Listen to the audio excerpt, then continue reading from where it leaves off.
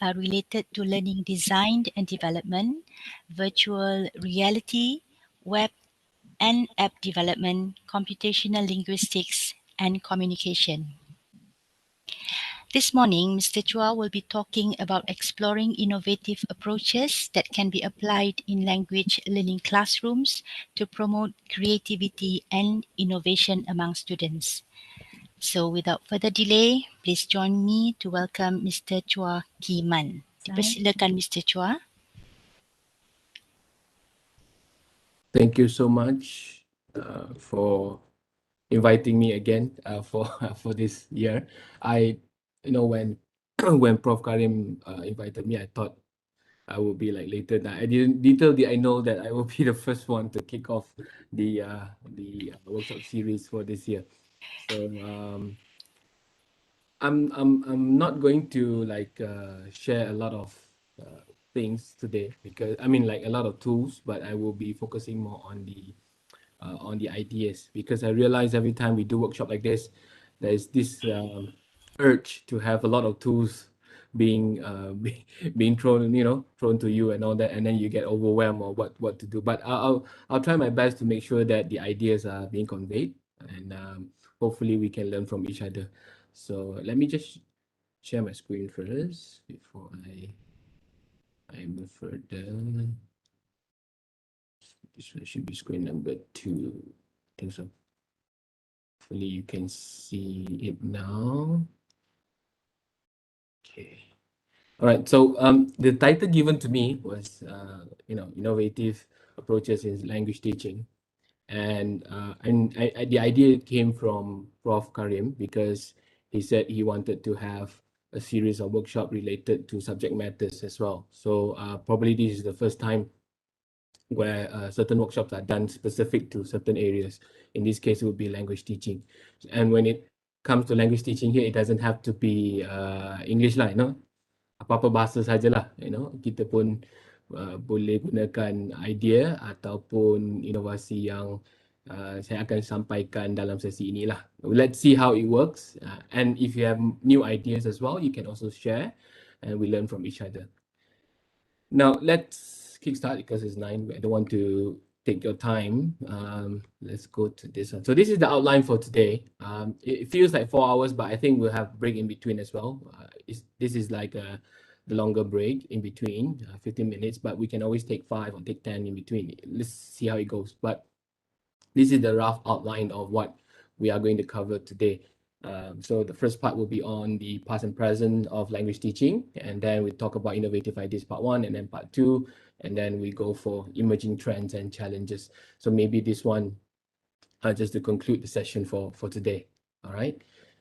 But first, I mean, I would because the title given to me was approaches, and when I was preparing for this session, I was like, maybe approaches may not be the right term to use, because dalam pembelajaran there's so many things, and if you are here because of you want to be like you want to hear me sharing new tools, like really new tools, then I'm sorry if I let you down. But I'm after thinking about this session, I was like, maybe I will go for ideas, because there's so many tools, and I'm sure you have learned and you are going to learn more tools as you go, and you have also picked up many tools last 2 years. So maybe I give you ideas, and if you see other tools are useful in implementing that kind of ideas, then you can proceed.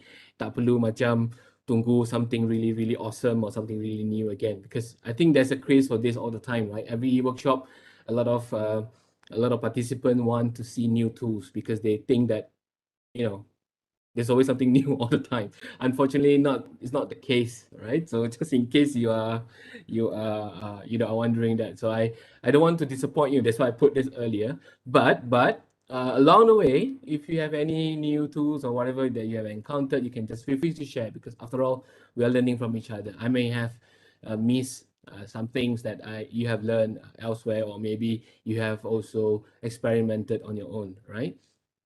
So before we go further, I would love you to kind of warm up a bit by going to this link, wooklab.com/CDAE. or you can just use your phone, scan the QR code. If you are using your phone to join this WebEx session, then you can just kind of like minimize your WebEx and uh, open your browser and key in wooclap.com/CDAE. I just want to know, what are your takes on this question? What are the differences between teaching languages and other subjects? You know, a lot of people tend to think it's the same, but I think I would like to hear from you. What are the differences?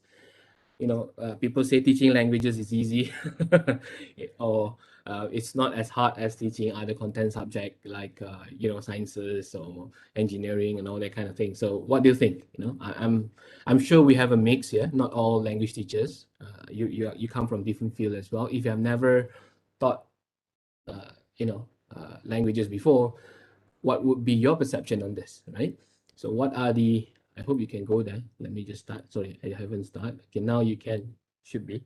So go to wooclap.com/CDAE and then give your responses. It's open-ended, not really MCQ. So you can just type in your answer. Not too long. I'm going to give you some time for this one. Let's see if you can go. Hopefully you can go in. If you can't, let me know. Just in case, yeah.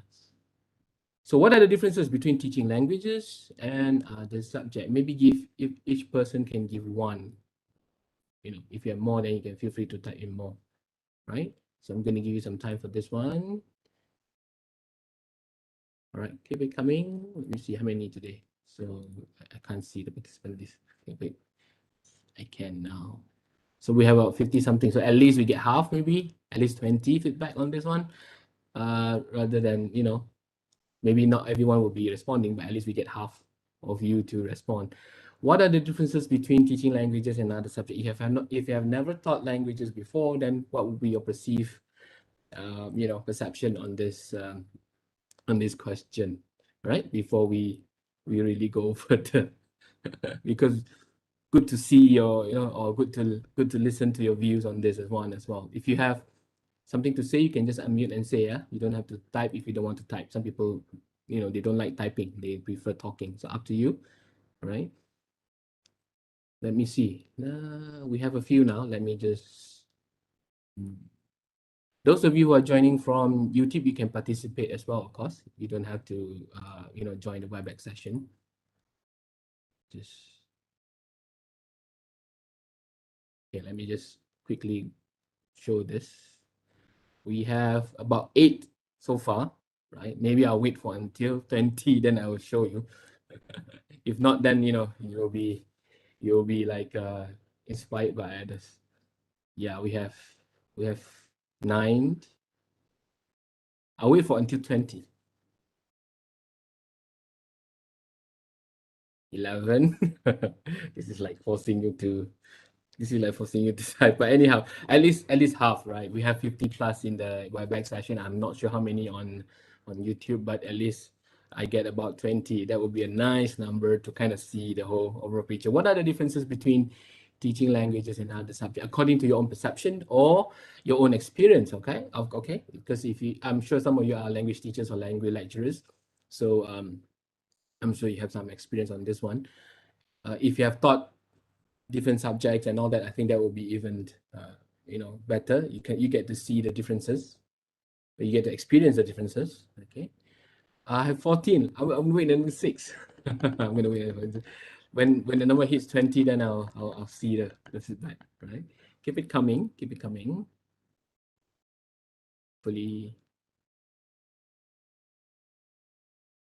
17. All right, good. 3 more. There are about 60 on WebEx now. I'm not sure how many on YouTube, but at least 20. Yeah, we hit the magic number. All right, let's see. What are the differences between teaching languages and other? Some say we need to understand each learner's needs. We can be challenging. Maybe more personalization in language learning. All right, languages are more subjective. Language teaching requires student-centered approach. Language teaching is more skill-based, more interactive, and immediate outcome skills instead of more content, mere content. I like this when you say vocab. Somehow you stress a lot of vocabulary when it comes to language teaching, right? As compared to other subjects. Teaching language needs more verbal communication, need more proper pronunciation. to clear to understand, related to art domain, while others may be related to science. Well, language can be science as well if you want, but yeah, I kind of agree. It's more related to art. You have element built upon each other, right? In language, the knowledge elements are somewhere halfway cut through. I don't know, maybe limit word limit. Anyhow, dynamic sentences that depend on grammar and context. We need to know the areas that some native students face or remove. Learner needs to be motivated to practice this. No idea. Yeah, I mean, no harm because you have no idea. Just like no idea, no worries, because you may not have that kind of experience. Languages are boring for students. Other subjects are interesting. Wow, this is quite true. How many of you agrees on this? Languages are boring for students. Other subjects are interesting. I thought other subjects are quite bored, quite boring as well. Not just languages. But anyhow, let's see for skills. But I like the fact that a lot of you say more on the skills rather than the content. And language need person to communicate better and all that. Right. So if have no clue, it's fine because I know because you may not thought you may not have the experience teaching languages and all that, but it's fine. Let's see if I were to put it on word cloud, I think it's always the need, apart from language, of course, the need, and then you have different and all that. I think it's quite true in a sense that when it comes to teaching languages, you tend to be more alert of the background, the student background, the differences that you have and all that. But because you kind of want to know what is the best way to let them learn the target language. In this case, maybe English or Arabic, Japanese, or whatever languages that you are teaching. So it could be more challenging in the sense of personalization and needs as compared to other subject matter. Maybe you are focusing more on the content, so the student may not be fully aware of the language component, but you have the content for them to learn. But I also like the fact that some of you mentioned like languages are more subjective. Yeah, because it's quite kind of hard to give a definite answer to certain things because it really depends on the cultural background and all that. So it makes it even difficult. But if we sorry if we agree that all this, if we agree on all this, and if we were to reflect on the way we teach, right, somehow if you were to do a bit more on the observation on your own or maybe your peers and all that, you realize that somehow in certain cases language classroom look like a normal classroom where the teaching seems to be similar to other subject because you know we're so used to it, and then maybe sometimes when we teach languages we are more or less the same, masih lagi dengan kaedah yang sama dengan other subject. For example, a good example would be going into classes, focusing on the textbook and going page by page on the textbook, for example, in some cases where you are just following what was given in the textbook, not so much on the skills, even though you know that in language teaching, the focus should be on the skills rather than on the content. Meaning the textbook you can just throw away if you want to, as long as you focus on the skills to be covered, all right, for that unit or for that particular course and all that. But anyhow, this is a rough idea that we get from your feedback. Thank you so much for those who have responded. I have 25 of you, very good students, very good participants. 25 of you, the rest are maybe just listening or maybe have no clue. It's fine, right? Let's proceed to the session today. Now, that's why I mentioned just now, I do not want to use the word approaches because once we go technical onto all these terms, we know that there are differences, right? Methods are different from approaches. And then when you talk about techniques, and then when you talk about pedagogies, different school of thoughts, different categorization, different definition on all these things. So that's why I kind of after I saw the title and all that, I thought maybe I wouldn't really say it's approaches, it's more on ideas. So it depends on how you want to implement it. And when it comes to method and approaches in language teaching, I think this is like the most referred book in many cases by Richards and Rogers. I think probably if you are in language teaching, then you will know this book or this reference. If you are not from language teaching, then probably this is the first time. But when it comes to approaches of teaching and methods of teaching, somehow in the area of English language or language teaching, or in foreign language teaching and all that, they are quite well studied in a way where you have a systematic categorization of certain methods or approaches, like you see here: grammar translation, or the lingual method, diact method, cognitive approaches, and then you have Suggestopedia, all these things, and we are heading more towards the other side, which is the communicative approach and humanistic approach. But in other field, if you notice, when it comes to approaches and methods, it's more on the bigger one, like problem-based learning, active learning, more in a broader sense, is it's more generic, right? But when it comes to language teaching, it's quite specialized. So somehow, when it comes to teaching languages, we already have a very solid foundation when it comes to all these techniques and approaches to use. But along the way, when you are teaching, I notice we tend to fall back to this, especially the first one, grammar translation, or even sometimes like audio lingual method, where we ask students to listen and then repeat, listen and repeat, listen and repeat. And in a lot of cases, we thought that it would be effective because students tend to memorize the words and they learn and all that. But the how to put it, the sustainability of it may be questionable. That's why sometimes you have students, like in foreign language cases, they learn Japanese and all that. Only a handful will be able to master it for a longer term. Most of them will just forget about it after the semester ends. Or I have, because I'm from the language faculty, when I ask all my colleagues in teaching all these foreign languages, like, all these third languages and all that, if they were to call back the students, let's say the student took the course in first semester, and if they were to call back the student in the final year, right? For example, this is the context of university, and they test it back, they will realize a drop in terms of the competency and also the proficiency, because that's it. They pick up, they memorize, they regurgitate during the assessment, they get the grade they wanted. That's it. There's no continuation of the language learning process. That's why, sometimes when they go to the job market, they have the language stated in the transcript, but they don't dare to prove it, because they kind of lost it, right? But again, at least they have gone through the process, and they know maybe the other ways of improving that kind of proficiency and or even competency. But let's move on to the common languages, like Bahasa and also English, that we constantly hear every single day in many medium and all that, but students are still struggling in this sense. So yeah, I mean, something for us to think about when it comes to all these methods, approaches, techniques. Are we really, in need of this, or what matters is more on hitting the right, nail, all right, on the student's head, to so that they kind of pick up whatever you need them to pick up, right? Okay, then and now, this is just a quick overview of what we are going to cover today. Let's say when it comes to technology, right? All these methods, approaches, techniques, and everything, people tend to relate to technology.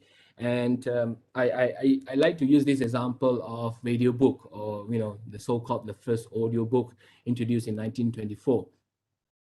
So long ago, and it's almost like a century, 100 years ago.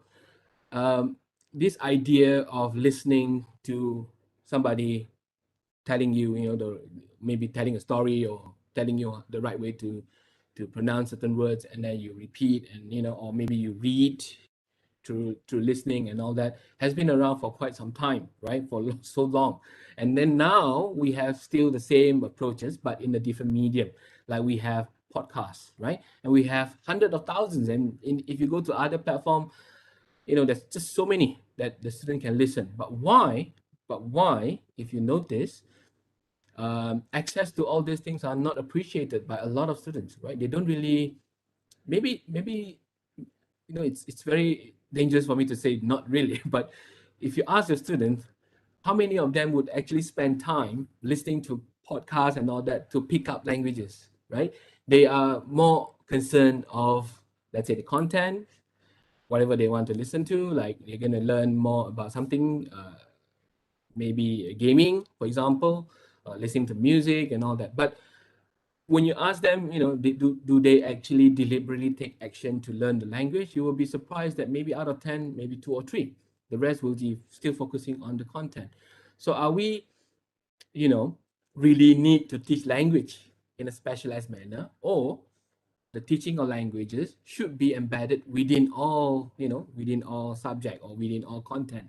That's the hard part when it comes to being a language teacher, because somehow you need to know a lot of things, right?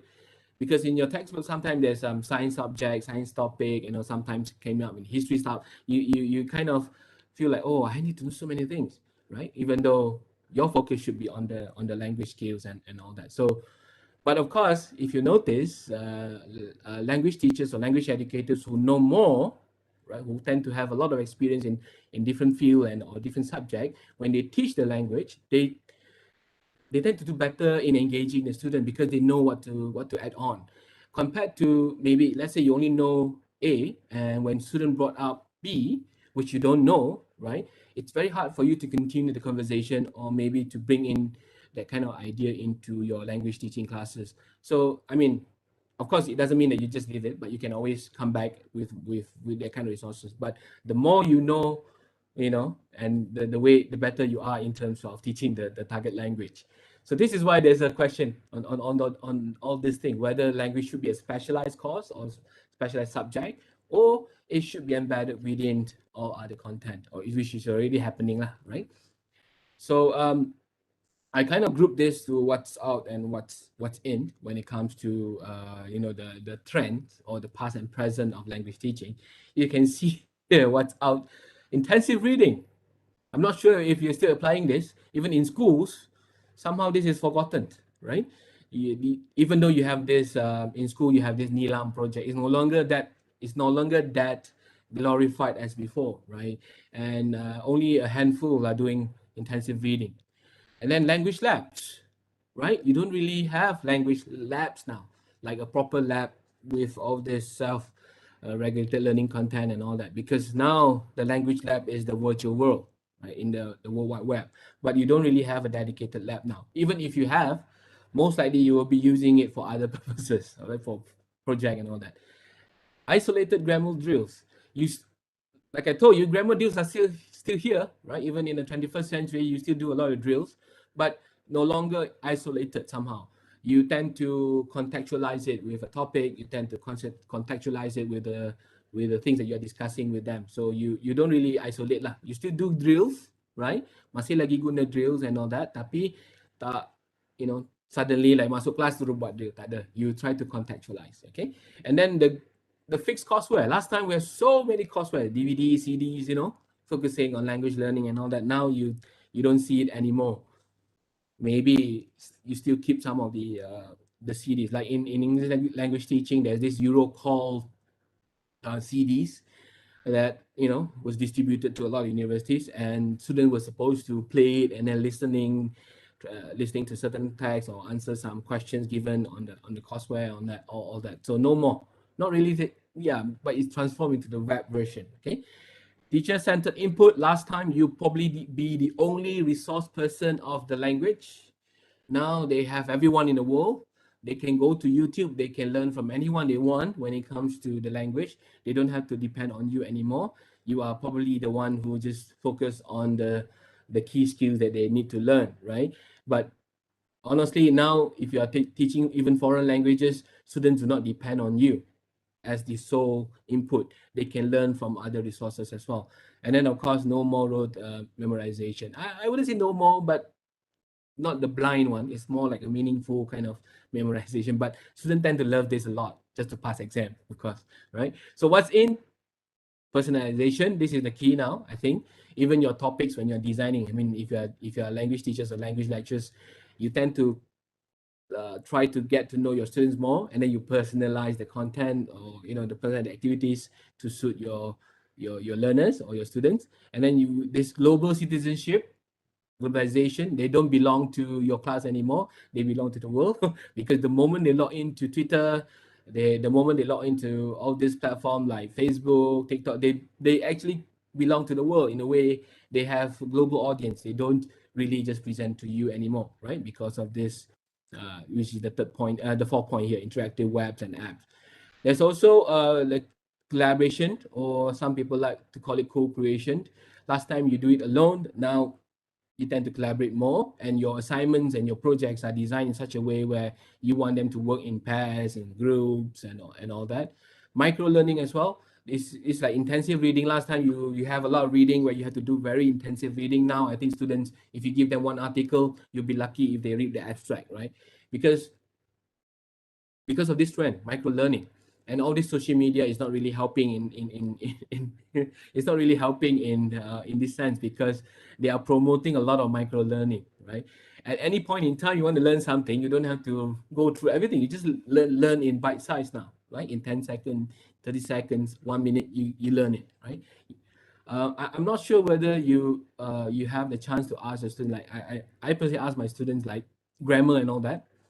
When they go to TikTok, for example, if they just search for grammar, there are so many bite-sized content on TikTok, for example, teaching them on this grammatical item, and not just English, any languages that you want, Mandarin, Japanese, German. There are people sharing this, and somehow you notice they pick up faster through this medium rather than through you, right? So these are the things that probably we might be considering. And also culturally responsive. Now we are more responsive to certain culture and a certain belief system and all that. But maybe in Malaysia this is not really new, right? It's been around for quite some time. And of course the fun and games thingy, right? The fun and games where maybe last time language learning is not that fun. But I tend to argue on this because the fun and game has been around for quite some time. Just that now you have more visual or more multimedia elements to incorporate this kind of fun and games. I'm sure 30, 40 years ago you play game as well, right? I mean, even 100 years ago we play game as well. Just that now it's more, it's more collaborative, it's more engaging in terms of the visuals and or the multimedia elements.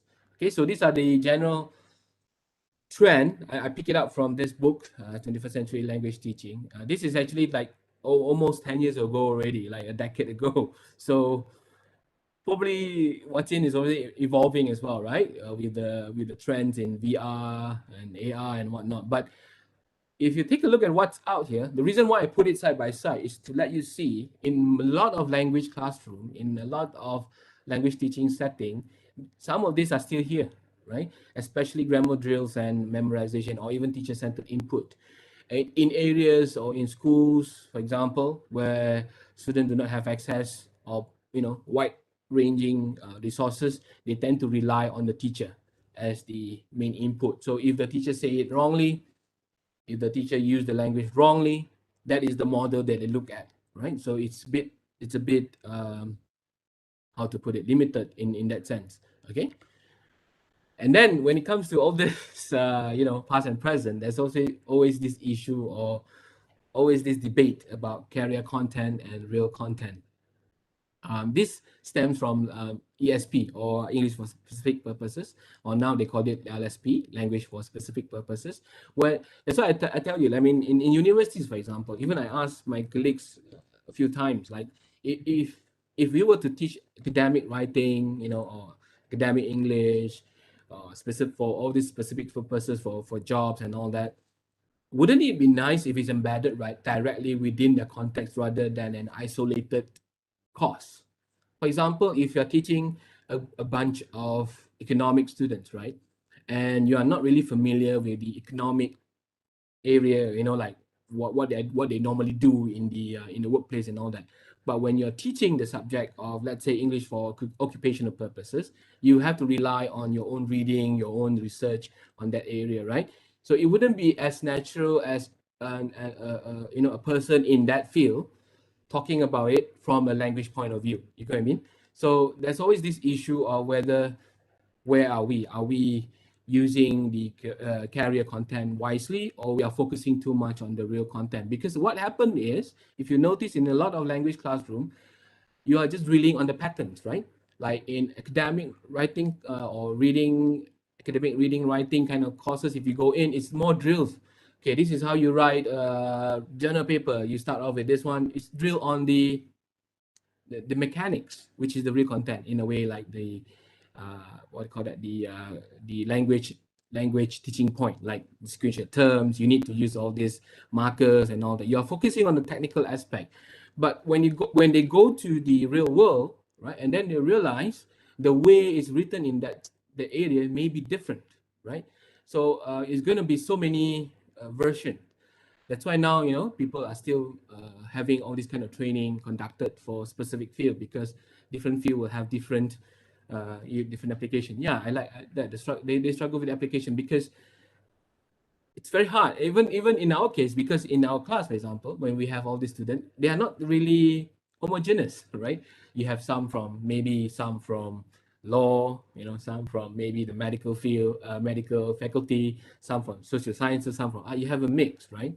And the skills, the content that you're teaching are very generic in a way. It's up to them to apply, right? And there's always this argument. I'm not saying that you're doing it wrong, yeah, but this, if you go through all this review or literature, or even when you talk to your colleagues, there's always this issue: are we going to focus more on the carrier content or real content? Because, like, for example, the carrier, not career, yeah, it's carrier. I mean the content that you use to carry the language element.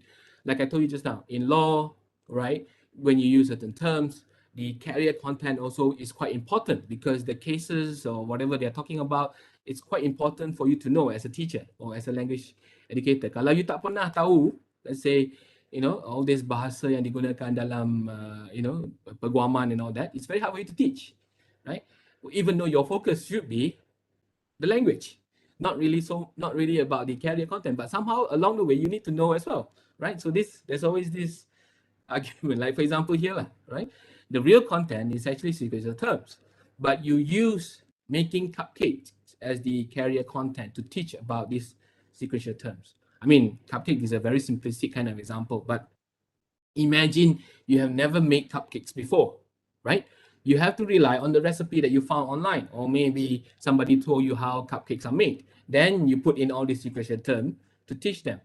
It makes it feel like it's not really, when you're teaching this, you are not really comfortable, because maybe cupcake is not your cup of tea, kind of thing.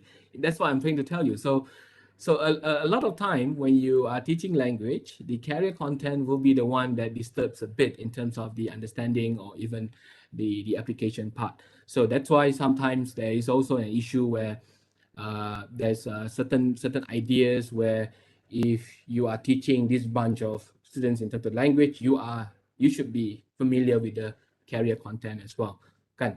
Kecuali kalau you are teaching a very basic kind of foundation kind of mastery, like foreign languages, you don't really need to master the carrier content because it's very generic, like how to give greetings, how to order food, those kind of things are very foundation, then it should be fine, right? Even then, if you are familiar with the culture, it will be better, right? Like that's why sometimes they prefer native speakers, because they know the cultural context of the element. But then the native speakers will have a disadvantage when it comes to comparing with the local context. So there's always this debate on this. The reason why I put it here is just for you to kind of see what we are heading, right, when it comes to these two things, right? So if we were to focus too much on this and that, and then there will be a lot of imbalance. That's why I kind of agree with this kind of like a movement where you have all these people like Panicoke, Ulanin, and all that. They kind of propose that instead of focusing on methods like all this grammar translation and whatever, you focus more on the macro strategy. So every time you design a language teaching lesson, or whatever languages you're teaching, kan, apa-apa bahasa sekalipun, you focus on the strategies.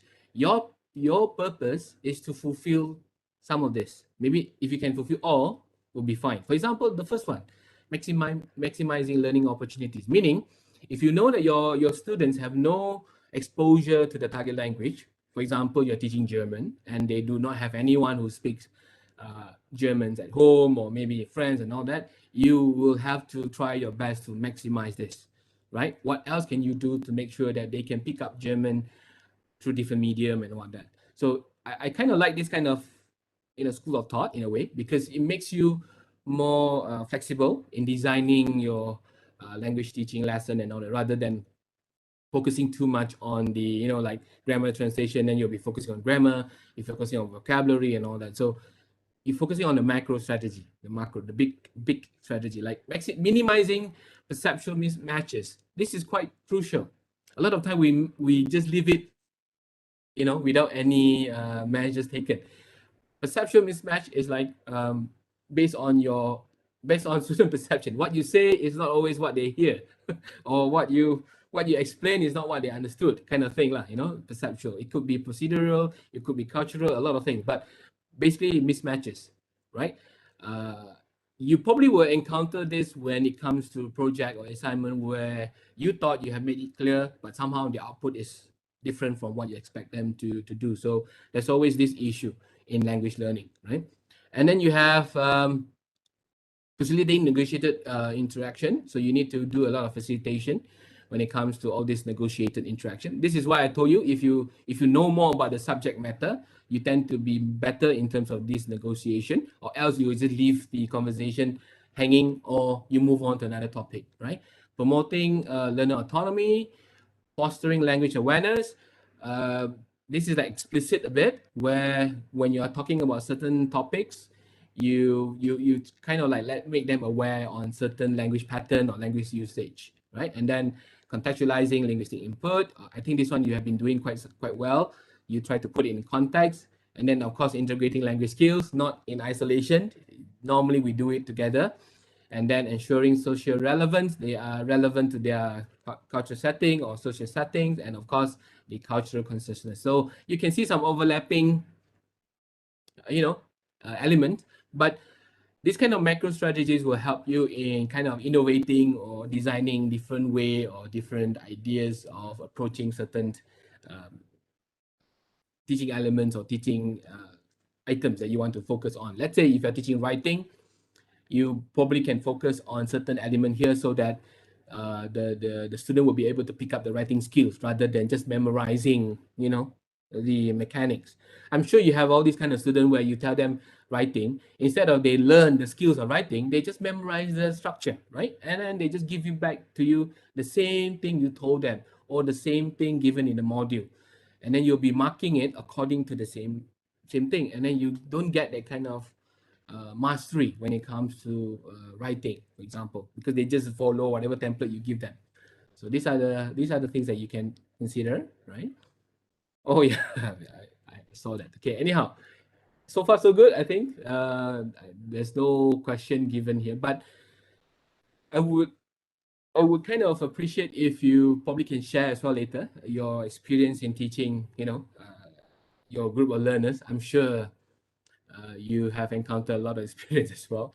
And one question that I want you to probably to put in mind now would be: have you ever had, like any student that comes to you, and any student that comes to you and say they don't see the relevance of having all these language courses in universities? I mean, for those who are teaching in universities, meaning to say like all these generic proficiency courses, and all that. Have any of them actually tells you that they don't see the point? Why, you know, why do you have all these courses?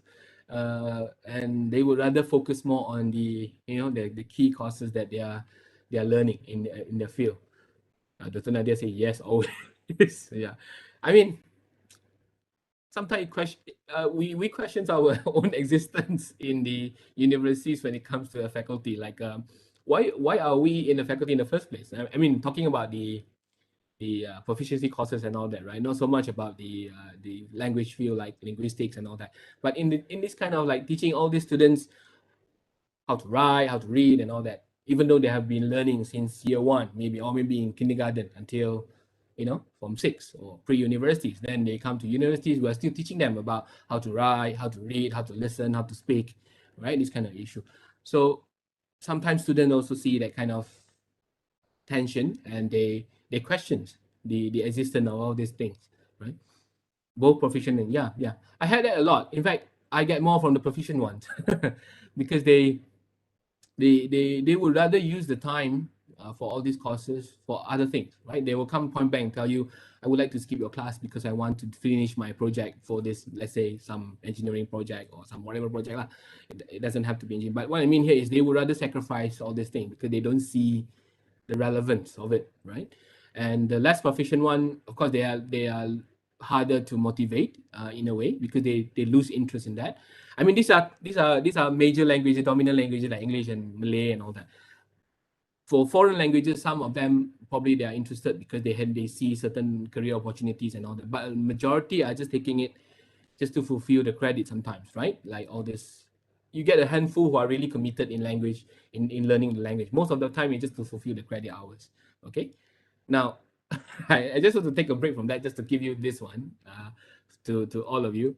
Um, let's read this, right? Let's read this, and probably you can tell me, the meaning of this.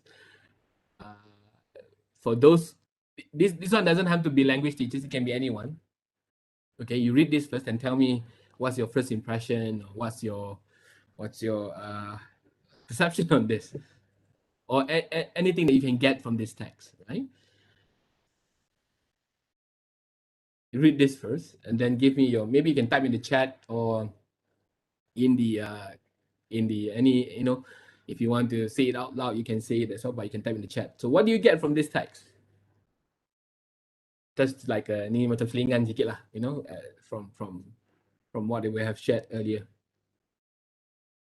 A Yensu Terati for Poppy. Maybe I ask question, right? If I ask you to read this, how many of you actually get anything from this? Like you understood this text? Anyone? Just in case, you can just give a thumbs up if you understood this, or nope, nobody understand. But I'm sure there are certain words that you know, right? And there are certain words that you know. So far, I got to know, no. Some okay, some no idea. Tend to make sense of the word based on the structure. Pelik. Memanglah pelik. Memanglah pelik. Well, sounds like Krisa did something right. That's good. A good one, Dr. Guzaimi. What makes it? It's about the it's about the therapy, not therapy session, maybe. Oh, okay. So Dr. Muzan said, maybe therapy, not therapy. Yeah, could be. But I like the feedback from Dr. Guzaimi saying that sounds like Krisa did something bad. I like when the Krisa is used as a name, as a noun there, right? So let's say we try to decode this, right? It's the same thing when we give certain text to our students. To us, it looks logical. To us, it looks fine, right? But when you present it to your students, it looks like this, right? And there are certain words that they know, certain words that they don't know. It becomes like gibberish and all that. So let's say this is an English text, right? I give you a context. Even if I don't give you the context, this is English. You know it's English because of certain familiarity, like and then for, right? And then you have was, you have she, had. So you kind of know this is English, right? If I were to use saya here and all that, you probably read it from a Malay perspective, right? Or if I use French words here, then you will probably read from the French perspective if you know French. If you don't know, then probably you are totally lost, right? So there's certain clues given here, right? First thing is you kind of know the gender or the sexual orientation, sex of the plisa, which is a female. You can guess. I mean, you may not know 100%, but you can guess because of the word she being repeated many times here. So you kind of know plisa is a she, and even the name sounds a bit feminine, maybe, right? Because of the word, plisa. And then you have another person here, which is there are two. Suddenly you can decode, because of the structure, you can kind of decode that there are two people involved here, plisa and then 4p, right? And then if you look at the pattern as well, and then something for poppy, right? Something for poppy. So you know that there are two people here. Plisa is the main character maybe, and then 4p is the receiving one. And you kind of know 4p it's a male. How? Because the sentence says she didn't tap a terati for him. Suddenly you have a bit of clue now. So you have Lisa, who is a she, right? Had the napen for piece Yensu. You don't know what is Yensu, but Yensu is repeated here, right? Yensu is repeated here. She didn't tap a terati. Again, terati here. She didn't tap a terati for him. So that means the terati is for 4p, of course, because of the title as well. Therefore, she complanted, whatever word is that, to pleam a Yensu binki. Yensu again being repeated, but we don't know what is binki. Right? For him, she had just sparved the binki. Again, binki is repeated when 4p gibbled in the goggle. So we kind of know something happened to Plisa and she did something for 4p. And the reason why she did something is because she probably had done something else, something bad, or had did something wrong. Okay. If you try harder and I give you one clue, the whole, I give you just one word for the clue, you get the whole context, right? You will get the whole context. I think so. Maybe. Let's see. Let's say Yansu means birthday. Can you get the whole context? Maybe 90%, I guess. Let's say if Yansu is birthday, right? Yansu is birthday. Yeah, close. Yeah, birthday party for Poppy. Close, right? What else is related to birthday? Because the moment you say birthday, you can see Nadia here says party. What else is related to birthday? Then you have words like gifts, presents, cake. Yeah, birthday gift, correct. So Turati is a gift, right? It's a gift. So she didn't tap a gift for him. So you can kind of know tap is what, right? It could be prepare, it could be get or something, right? So Turati is a gift. And then there's another word here, binky. So birthday binky for him. So birthday binky. Binky is probably what comes together with birthday.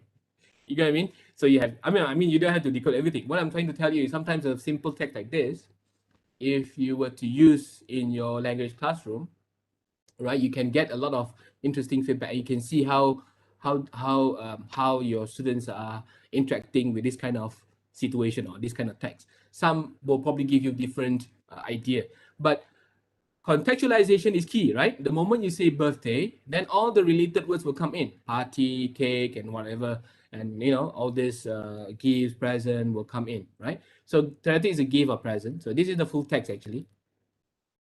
I made this up, of course. But if you notice, most of the, by giving the, how to put it, by giving the context of the birthday, you kind of know what happened. So it's like Pisa was embarrassed, forgotten for his birthday. She didn't get a present for him, therefore she doesn't make a birthday cake. So Binky was a cake, and she had just finished the cake when Poppy went into the room. And also, there's no need for you to know probably the last sentence. Like you don't even need to know like he had just finished the cake. Basically, you know what happened. Pisa was embarrassed or did something wrong, and she forgotten the for P's birthday and all that. So these are all the skills that we don't really teach students, right? What happened in reading session, for example, we give them a text, answer MCQ question. We don't really teach them how to decode. We don't really teach them or guide them in decoding and finding out meaning to certain words that they don't know. We just quickly go through the text. Okay, read the first sentence. Okay, the first sentence will give you the answer for question number 1, and then they go A, B, C, D, right? And we are drilling that kind of pattern that without helping them to learn the skills of guessing or decoding and all that. Of course, if it feels like it's going to take a long time, but you don't have to go for a long text, right? You can go something like something like a simple text like this slowly as you progress. We do not teach them to think in like yeah. Somehow we drill. It's like a very, like I said, very mechanistic, right? Answer question comprehension, get the scores, and that's it, right? So even though we're supposed to let them see some of the skills that they need to pick up in language learning, right? Okay, this is just a macam selingan sikit lah, right? Thank you for participating for those who are reading, and some of you may not have any idea what is happening, but this is one way to teach reading in any text, in any languages. You can just try to give some simple text or whatever, and try to mix it up with some foreign words or maybe just a gibberish that you created, and then see how they decode, and then from there you teach them how to contextualize, right? Okay, so considering all this issue about like what was mentioned just now, we don't teach them to think, we don't teach them to decode, we just focus so much on the grammar and vocabulary in terms of the getting the correct answer, the accurate accurate pronunciation and all that. I'm not saying those are wrong, those are okay. In fact, those should be there, but at the same time we also should try our best to inject other elements of skills, other skills that is necessary for the language to work. Right? So yeah, this is just a question for you. So we have what, where, when, why, and how do we innovate. It doesn't have to be language teaching, but in general our focus today will be in language teaching. A lot of people ask, why do we fix when it's not broken? Grammar translation, for example, has been around for so many years, and a lot of people say it's working, right? You have students who are still memorizing the grammar rules or the vocabulary. It's working until now. Why do we need to fix it? Why do we need to try something different or something new? Now, I think the thing is we think it's not broken because we didn't test it in a way. Like, I mean, we don't try to test something new or try to test whether other ways is working. So we continue doing the same thing because we think it's not broken without realizing that it's already broken, something like that, you know. So maybe you can try to inject one or two new ways or new ideas of delivering certain content or certain skills, and then we see whether it's really broken or not, and then we move from there, right? So I prefer if we can consider these three elements here: particularity, practicality, and possibility. Dr. Fizan said, but with grammar translation, they find it hard to apply. Yep, quite true. Just that I think there's a lot of arguments on this. I mean, when it comes to a lot of research done on grammar translation, you will see it's the best. They consider it as the best way to start, like a foundation, right?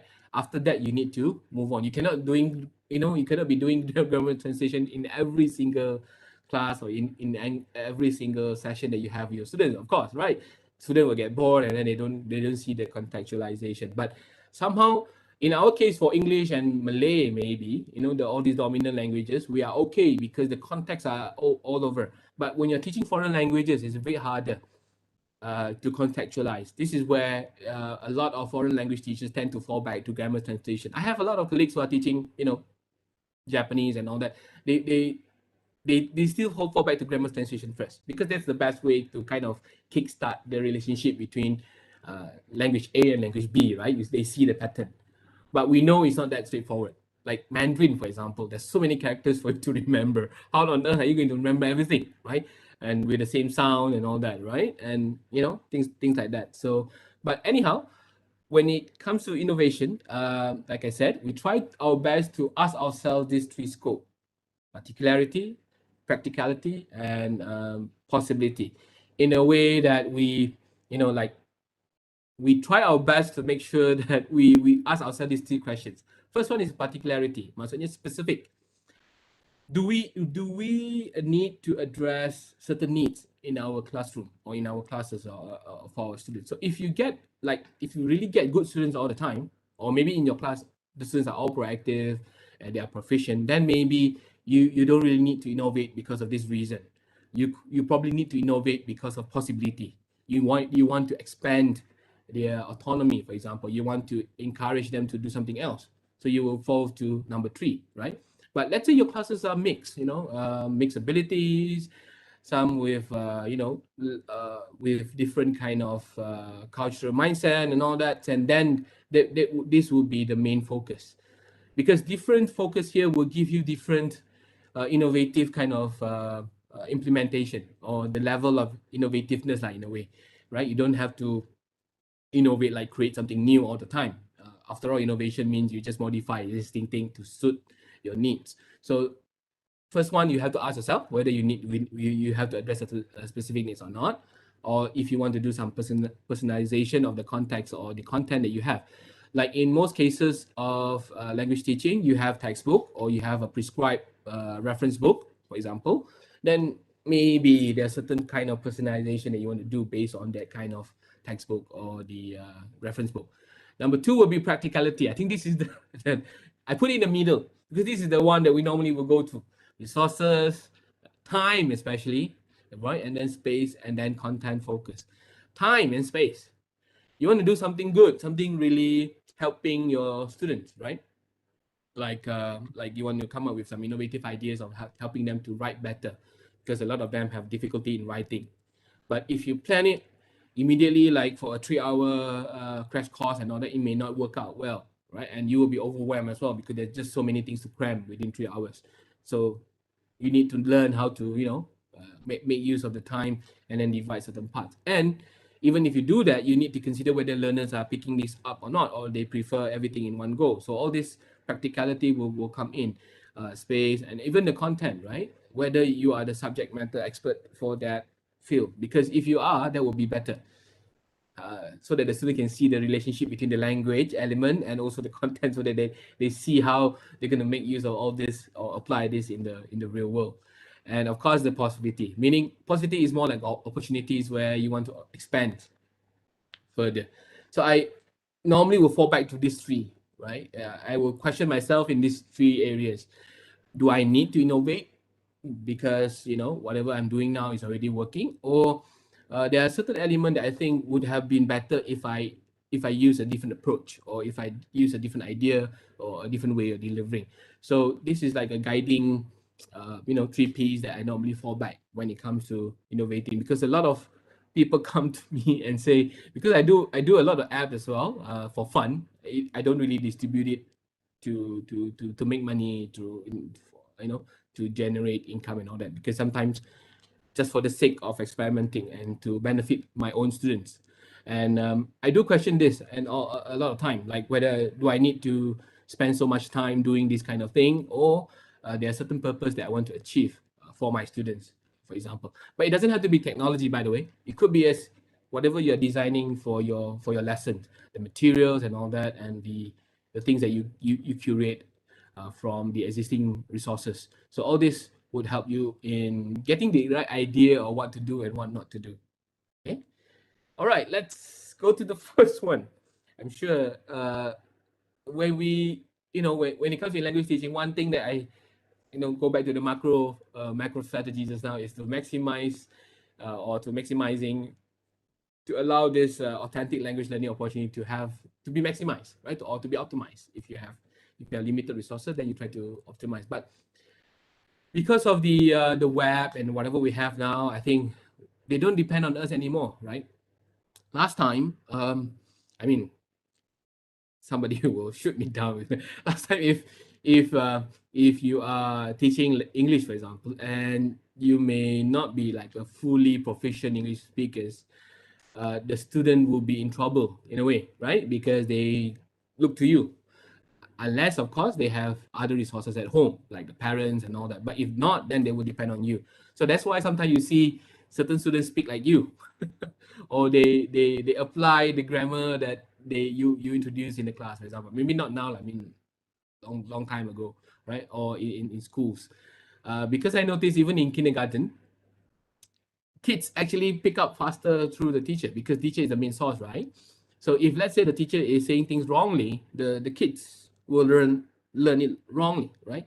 And then if nothing is done to fix it, right, then it will carry on, right? And it becomes like an accepted norm, even though we know that it's wrong, right? That kind of thing. Okay, so you have the good thing now, we have a lot of language learning communities, right? And then we have useful authentic materials, or even multimedia. You have YouTube and all that. You'll be surprised that still now less for teacher teaching. Yeah. That's why I said somebody will shoot me down when I start to highlight this. but uh, but but yeah, just treat it like a motivation for all of us to really move forward, right? When it comes to this kind of situation, so we need teachers who are proficient. But let's say if they are not proficient, then they need to do something about it. They cannot just be comfortable with that, with the kind of mindset, and I'm not good at it, and all that. But anyhow, like I said, now we have a lot of resources out there to help us, right, in a way, right? We have this social media inspired activities and materials. Now, I we're going to highlight this one because, I mean, like I said, you have so many things now. You have YouTube and all that. If let's say you're not comfortable teaching certain part of the language content because you have problem with it, then you can get help from if you can't get help from your colleagues who are there, right, then you have to depend on all these resources online. This is some example, like learning communities on Facebook. Instead of just leave it like that, right, you can always create your own communities if you want to on Facebook, or ask your student to join these communities, and you also join in a way, and you see what are the things that you can design based on all this, the interaction or the exchanges that is happening in these communities. Instead of just joining all this group for entertainment, for gaming, you should also expose them to certain, of course you have to do a bit of research in a way, kan? You have to search and see which one is relevant. I like to join this, the language learning nerd, because maybe this is more suitable for adult learners, because they tend to share a lot of interesting facts about different languages. And of course, we are in language field, for example, then we tend to appreciate this kind of content, right? So your student, maybe you have to join, like if you're teaching Japanese, then maybe they need to join some Japanese language groups and all that. Meaning give them resources to go to, and you are also part of resources. And then when you teach, you can pick all this content chat on these communities, and then put it up in your, maybe in your slides or in your activities, so that student can see whatever you are teaching is not really in isolation. It's actually related to things around them, or resources that they can go and find on their own, kind of thing, right? And those who are not proactive, of course, will probably wait until you share it in the class and all that. But at least they see that you are making an effort to link with the real world, rather than depending on certain resources that you have in your textbook or whatever. Okay. But the growing one now is this one, live practice via Discord. I'm going to show you what's happening in the Discord world now. I'm sure we have a session. I had a session on Discord last year, right? Maybe some of you have joined, but what is happening in the Discord world now, if you can see what I'm showing here, there are a lot of servers, or good, like this one is linguistic, even though it say caves or linguistic, actually they are teaching languages. There's so many languages. And this one is deeper cave.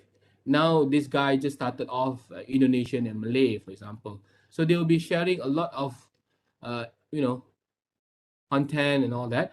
Or if you need help, right, if you need any help, you can just go to all this voice channel or video channel, and then there will be people joining you and start to converse with you in the target language. For example, if I want to learn Indonesian, right, then I can just click on this person if the person is around, or if I activate this video channel, I can start practicing. Or if I need help, I can ask question here, the differences between Bahasa Melayu and Bahasa Indonesia, for example. These are Bahasa lah. If you go to another one would be, this is the other languages. There's so many subgroup on the major languages and all that. Okay, so just to show you how it works is like this one. There are a lot of live learning communities. Students tend to, how to put it, find learning partners on Discord. They don't learn on their own. Like sometimes when I'm stressed out with my writing, instead of writing on my own, I will go to this group, right? Study stream. There are so many people here who will join you and study together or do things together. Or if you need to have discussion, you can just buzz them, and then they will be more than happy to help you. So let's say I go and bump in some of the group here. Let's say I go for this one. Oh yeah, I need to have permission. I need to go for unlock one. Let's see if because if you see lock, then that means the person is locking you from joining, or they don't allow you to interrupt them, right? It's just too many. But anyhow, what I mean here is you can find learning partners in this particular Discord channel. Like this one is AFK, but this is how it looks like. You can see here, right? I just randomly join some group here, and I mean, I don't want to disturb them but this is like away from keyboard. What happened here is, if you're talking about language learning context, you can also create your own server because Discord is free. So you can just create, and you add your students, and you teach them like how to engage with other communities out there. So let's say if you're English, then you can ask them to join some English oriented kind of language learning groups where they can practice, or else they don't, or else they have to depend on you, or maybe depend on peers who are in their class, right? So it'll be limited. Now they can talk to anyone, and they get to practice. Okay, this is one sample. I better leave now before I disturb this. So it's very straightforward in Discord. You don't even have to install like WebEx or Zoom, whatever. It's already inside the Discord channel, right?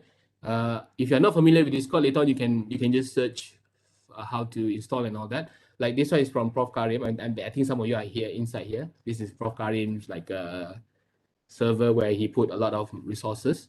So it's very systematically organized according to topic, but of course there's no live practice here, right? But Discord is growing, and you'll be surprised with the amount of interaction going on. So this is something that you can also consider when it comes to your teaching and learning, so that they don't see like you are the only resource person for the language. It's because you want to maximize the language learning opportunity. So one way is to use all this kind of platform to assist you. Okay, try it out. I've seen a lot of positive feedback on those who have tried this. If you have not, then you can experiment. And it's not really that heavy. It's quite similar to Telegram, but of course it's more structured. Okay, it's more structured. This is one. This is also the in thing. I conducted a study on this one last year, and then I was quite shocked with the outcome, because I was expecting maybe 10 students who were willing to, because this one is voluntary, by the way. So I just put it up on one of my groups, and I told them I would like to try this out, whether it's going to work for you. So what happened is, in TikTok, if you're not familiar with TikTok, there's a duet function. Duet means you can find other people's video, then you can duet. But of course, duet here is not about singing. Duet here is to do conversation or role playing, right? Or there are also voiceover challenges. So to my surprise, instead of 10, or maybe, because I was just trying out, just want to see how students react to these kind of opportunities, all of them did it. And my requirement is simple. They just have to do weekly, and they do it for 8 weeks, because I tried out like the second half of the semester kind of thing. So they did it from week 8 until, no, not week 8, I can't remember, but it's 8 weeks. So every time they finish one, they have a choice. They can publish on their own TikTok, or if they're shy, if they don't want to publish on TikTok, they can just download, because TikTok allows you to download the video. Once you do it, you download the video, and then you upload it to me, just for me to kind of view it. There's no assessment done, no marks, nothing. Yeah. So I was kind of surprised when the student actually made an effort, and they do it for the 8 consecutive weeks, right? So I'm going to show you some sample here. Of course, there are some, not, I mean, like, they are not perfect, but this is some sample. Maybe I need to, oh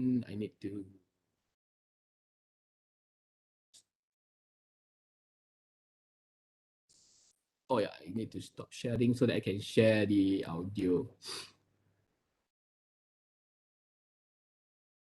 Optimize for audio. Okay. So I'm gonna share screen too. Just to let you know, because some of you may be, what is TikTok? It's time to practice your English. I'm not sure whether you can listen to this, but you get the idea by looking at the visual, right? Black, you read red. Let's go. Ring, ring. Hello? Hi, is this Mike? Yeah, this is Mike. Who's this? My name is Katrina and I'm calling from Malaysia. Really? Your English is excellent. Thanks, I do my best. I wanted to ask you for a small favor. I'm sorry, I can't hear you very well. I wanted to ask you for a favor. We have a bad connection. Can you speak up? I said I need to ask for a favor. You need an ice cream flavor? No, a favor. Favorite? My favorite what? Listen, this isn't working. I'm just going to send you a DM. Okay, from this example, you can kind of see like this person, resources, Mike the chameleon, is trying to kind of teach them how to pronounce the word favor, right? Because favor can be favorite, can be flavor. But the way it was put up is like a role playing, allow the student to practice it like a real conversation, which they cannot do if they don't have a partner at home, or you're not there, so they don't have to rely on you. So they can find all these resources on TikTok and then do this kind of thing. So yeah, I was kind of surprised when I tried this out, and I thought the resources are limited, but actually a lot. All right. Another example would be more like a voiceover kind of thing. Where Can you pass the prompter test? I'm gonna. You guys know what to do. 3, 2, 1. The Santa Barbara County Public Health Department is opening more COVID-19 vaccine appointments tomorrow. The county is expecting 3,800 doses of the Johnson & Johnson So you get the point. Mean voiceover means there's also some guidance in terms of how to practice, while looking at these kind of like voiceover tags and all that. So, but these are all opportunities for them to practice, and something for you to consider as well. So you don't have to join TikTok, and you don't have to publish on TikTok. All you have to do is to tell the student to try it out. And I know some some students are also reluctant to join. Like I said, they don't have to join. I told them, you just download the app, make use of the features. In fact, TikTok comes with a lot of features where they can do a lot of editing to the video. They don't have to publish. They just have to save it and then send it to you for review and all that. And also it allows continuous practice. Now, if you do it in class, it'll be, if you go one by one, you're going to take up a lot of time, right? So if you design it in such a way where you're making use of these kind of resources, and then you come to class, let's say if you want everyone to be doing more or less the same thing, or the same text, then you can come to class and focus on the problems that they are facing. Then it makes it easier for you to diagnose, or even to focus more on the important parts, rather than trying to ask everyone to do it in the class, right? Because you're going to take up most of the time. So these are the thing. Yeah, student loves it, but of course you have to really guide them in finding resources as well, right? I'm sure sometimes they are better than you when it comes to this, but something for you to explore, especially those in language learning. And it comes in all languages. If you search, you can get even all this guidance on how to learn foreign languages, and like I told you just now. So it's quite interesting to see how students are maximizing TikTok, not just for dancing. In fact, the trend of dancing and all that somehow has subsided quite a lot when it comes to TikTok. Only for certain challenges, and just maybe it's a way to counter, how to put it, the mental mental health as well, in a way, because at least they know a space, they get a space to express whatever, whatever problems they have, or whatever issues that they are facing. So I think sometimes it's good for them to release, but of course you have to buffer when it comes to the younger ones, like those in primary school or maybe in secondary school. They probably will not appreciate most of the learning content yet, right? Because of the level of maturity. But if your students are okay, then TikTok is one platform that you can explore. Again, you don't have to join. Again, you don't have to join it, but you can ask the student to do this kind of activity. So you're designing certain activities where you allow them to practice in a more authentic manner, rather than role playing with their partner. Like, I have students who refuse to do role play with a partner, because he said, we both understand Malay. Why do we have to do role play in English? I mean, I sometimes I get that kind of students, but I mean, they know it's necessary for them to learn, but they don't feel the sense of like the urgency to use it. But when they do this kind of thing, they have to pretend like they're talking to the native speakers, like, and they have to deal with different accents, right? Some were talking to Filipinos, right? All this from Philippines, and then some were talking to those from Scandinavian country, different accent, from different parts of the world. So they learn to listen, or else they don't have opportunity to do this, because they will be probably listening to more or less the same type of music, and then they kept on listening to the same accents, and then when they encounter different accent in the real world, they couldn't cope with it. They don't understand the word, right? Or maybe they don't pick up the pronunciation well, things like that. So this is another way, right? Micro storytelling as well is quite popular, especially Instagram. Not so much on Twitter now, but you get a lot of teenagers joining Twitter, and you'll be surprised by the fact that a lot of Malaysian Twitter users are using more English than you can imagine. Actually, when they go to the Meet platform, suddenly you see a lot of people typing in English, or conversing in English, right? Even though normally you will see them talking in Malay, for example, because of the platform, the influence of the platform. Sometimes, like Twitter, it's always perceived as a platform where you have to be careful of what you say and what you type, because it words. So, but you can also use micro storytelling, like what I did here a long time ago. I started this with we have a course called English for Self-Expression, where the focus of the course is to give confidence in using the language. So they have to express themselves. So one way that I did was using this 6-word story, right? Everything has to be told in 6 words. like everything will be fine. She likes, so 6 words here. Student have to reply to my tweet and then form a continuous thread, like a chain story approach. But let's say if they cannot continue the chain story, they can start a new one, but with the same kind of focus. All right. Like let's say this one is she, so the new one should probably still focus on the person, or maybe review the name of the person in the end and something like that. So this is quite interesting as well to help them learn the language beyond the classroom. And when you have all the change story and then you bring it up to the class, then you start to highlight, okay, this is how you develop or the story, or maybe this is not the right way to connect, or the wrong choice of words, things like that. Okay, and now Instagram also with the stories, Instagram stories.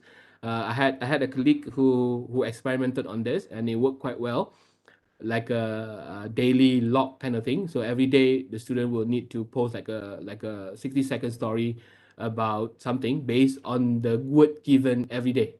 So she would, like, in the WhatsApp group, she would give one word, and the student would need to produce a story.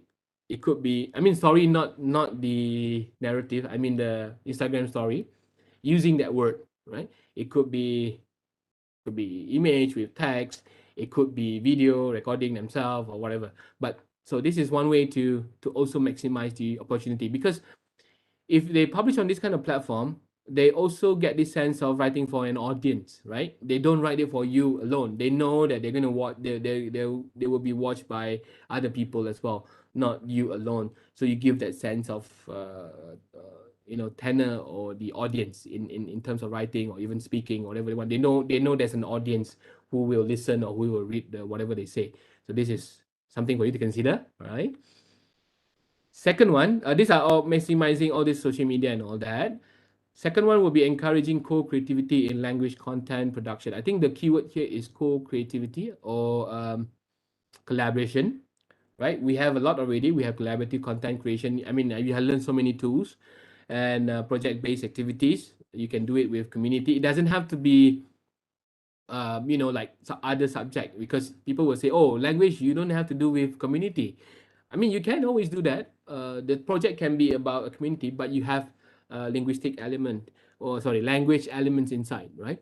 Um, I I did one project, something similar to the community, where I asked students to link, even though this is supposed to be ESP class, meaning English for specific purposes, but because I thought it will be so, they probably cannot link it with the real world if they keep on learning all this rule or structure all the time. So I told them, we try to help the certain community, right? So for example, this one was helping the all these small SME, small medium enterprises, on how to improve the marketing content, right? The way they do. So they go and do a bit of like checking and all that, and then they come up with the ideas of how to improve the way they promote their product. So even though these are not marketing students, because my purpose was to teach them the skills of using the language, right? The skills of using the language to persuade, because the key component of that course, one of the element is persuasive languages, right? Like all these rhetorical skills, and I can't really just ask them to do speech all the time, right? Because it's not really authentic. They don't really give speech all the time. So one way is perhaps put them in a different context where they are helping community to improve their marketing, pamphlets, flyers. So they get the sense of purpose, rather than me telling them, okay, this persuasive technique, you're gonna do this persuasive technique, you're gonna do this and all that. It's a bit too rigid and too boring. So you give that kind of purpose.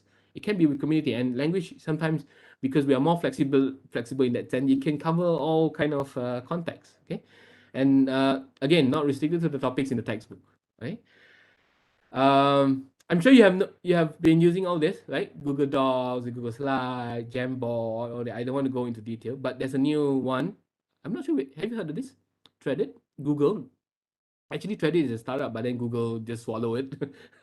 Threaded is like a Google version of uh, Flipgrid. If you have heard of Flipgrid, right? Threaded is a new one. It's still free. Hopefully, it remains free. What happened is, maybe I just show you. Let me just show you how it looks like.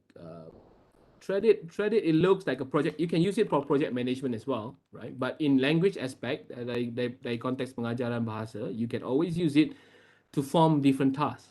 This is how it looks like, Threaded. So you log in using your Google account, and then you can add the extension as well to your Chrome. So it feels like a project update. You can see here, if you click here, you have so many things: leadership update, design review, tutorial, and all that. These are all just categories that you don't have to follow. They can create blank, of course.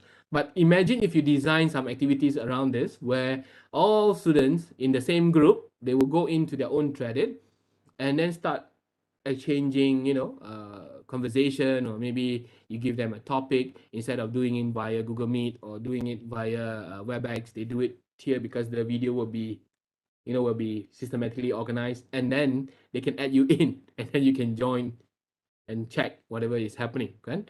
Because WebEx and all that is good for real time, but this one maybe it's more to asynchronous kind of usage. So if you click blank here for Threaded, it feels like Google Meet at first, right? It feels like I can't use my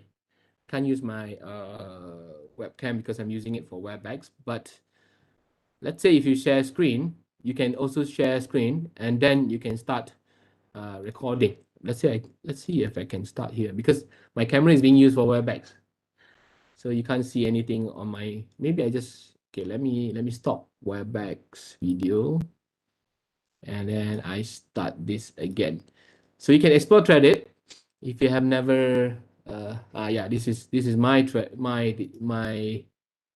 how to put it, fireworks and all that. There are different filters and all that. So if I click start recording, you can see here. All right, I mean, blah, blah, blah, blah, blah, blah, blah, blah, blah. I talk, and then I stop, right? And then cancel. So then you will see here, untitled, let's say self intro, and then I click finish video, and then done. Okay, publish. Okay, got it. Then it will appear on your Threaded, and if you joined, how to put it, if the students group join in, then they will be able to see this one. So you get a collection of students in the same group doing, all this kind of activity. So it's like Flipgrid in a bit, just that the interface a bit more formal. So you can, maybe this is more appealing to the higher education context, because it's a bit more formal. So if you have project update and all that, you can also use this kind of template given. So when you do it, you can also use this Threaded to keep track of what's happening. All right. Okay. So let me move on. Any questions so far? Just in case. I didn't see. We're gonna take a break soon. See. Okay, no question yet. So if you have not tried Threaded, you can consider this, and maybe can try it out for speaking activities, or for project management if you are into more on project management. This is some added feature that Google has added lah, apart from all this content creation tools that you have. All right. Third one, promoting learner autonomy in language learning. Probably we will take a break first before I continue here. So if there's any question, let me know. I'm gonna take yeah, because I think I've been talking for too long. So any question while we are taking a 15-minute break, right? More or less 10 to 15 minutes. If you have any question, or maybe you have ideas to share. Great ideas of using social media for language learning. Yeah. Social media, I think it's really like full of resources for you to try, right? Any other question, or else we just take a break for a while and then we continue later? Not too long, maybe 10 to 15 minutes.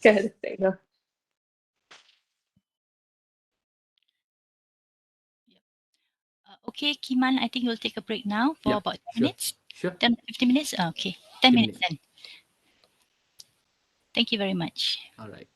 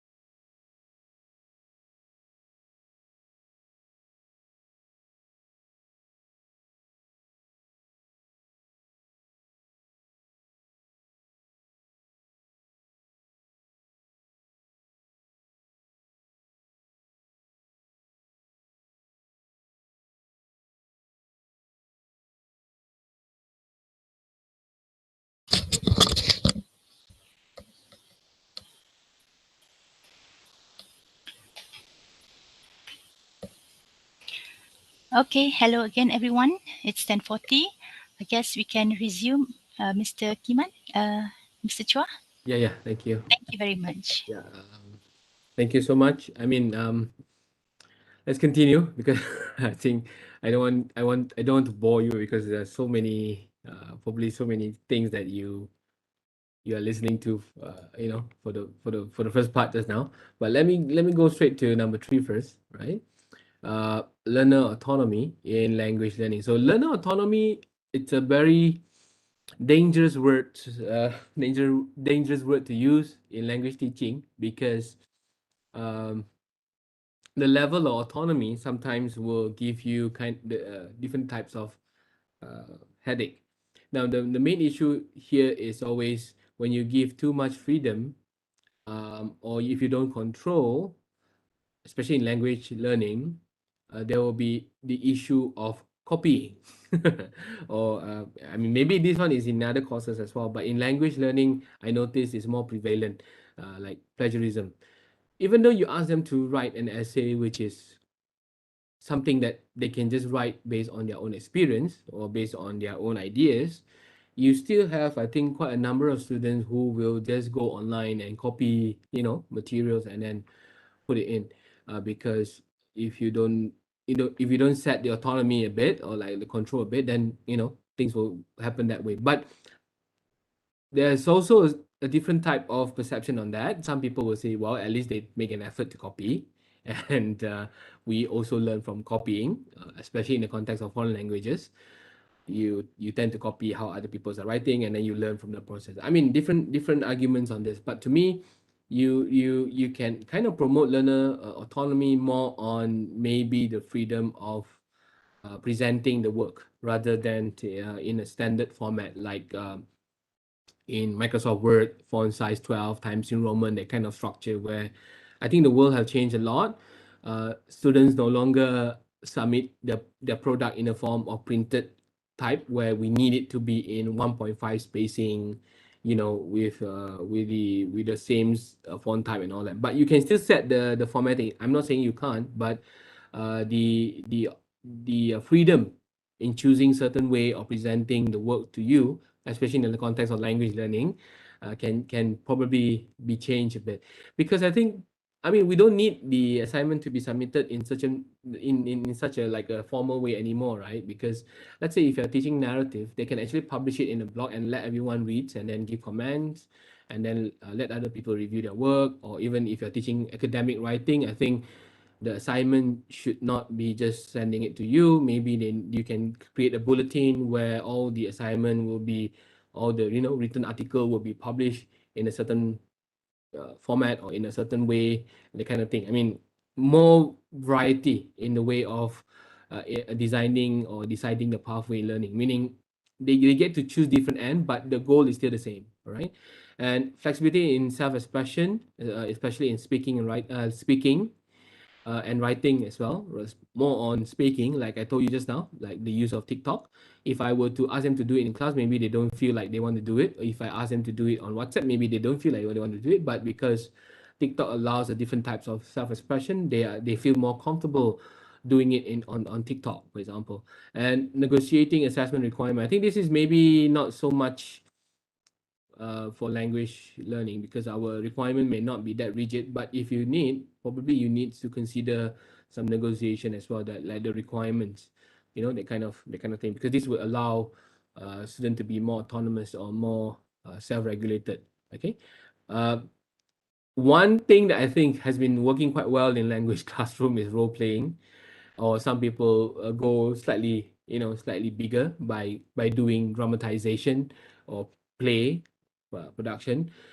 You can, because due to COVID, for example, now you can do it in virtual setting. Like this is like a simulation of a board meeting, right? So they need to learn the conversation in a setting where the employer are talking to the employees and that kind of thing. So the good thing about doing it in virtual, you get to record it immediately, kan? And then you boleh, kind of like analyze it later, because it's quite useful. Like in my case, this is one example in my class. This is English of self-expression. I taught this course for like can't remember, for about 6 years, but the course is no longer there. But what happened is this course is really helping them to express themselves freely using the target language, and this course is offered to those with average to below, meaning band 1 to band 3 kind of student when it comes to MOED. And but we do have international, like this one is actually a Japanese girl, all right.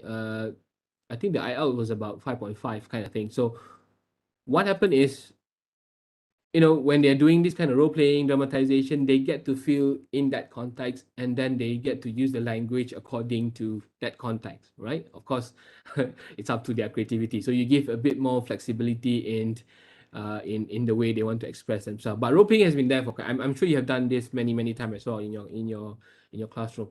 Now, one thing that I noticed is in slightly more formal setting, like like academic writing and all that, we tend to be so focused on like writing all the time, come in and then write using the structure, using slides and all that. Sometimes role playing would also be useful, right? I did role playing for my academic writing classes before, where different types of role playing. Like I think now if you go on Facebook, there's also a famous group called Reviewer Two group. What happened was, in that kind of role playing activity, I kind of have different types of manuscript, different problems with the manuscript. Of course, not the lengthy one, like a maximum 2 pages kind of thing. So different types of problem with the manuscript.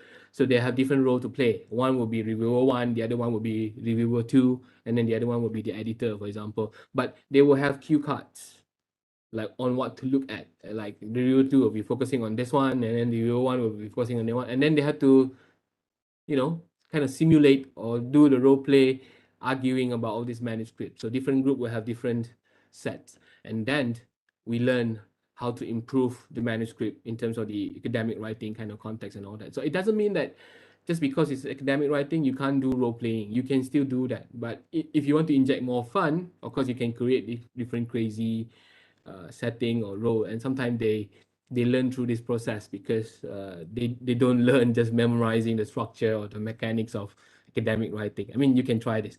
And in foreign language learning, I'm sure this is the popular one, right? If you're teaching all these foreign languages, I'm sure role playing will be the one skill that one technique that you will be using in encouraging them to to be more autonomous, because they are freer in terms of expressing.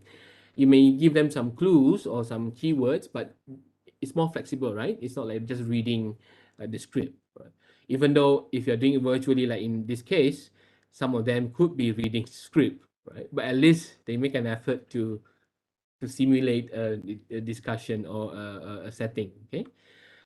And then comic, I think this is quite popular. I think a lot of people are using this, maybe in more on primary to secondary school. But in universities, I've seen a lot of foreign language teachers use this, and the reason is, with comic strip like this, you can blank out all this, the bubble, the speech bubble, and then they can write out the whatever you want to drill or whatever you want to focus on.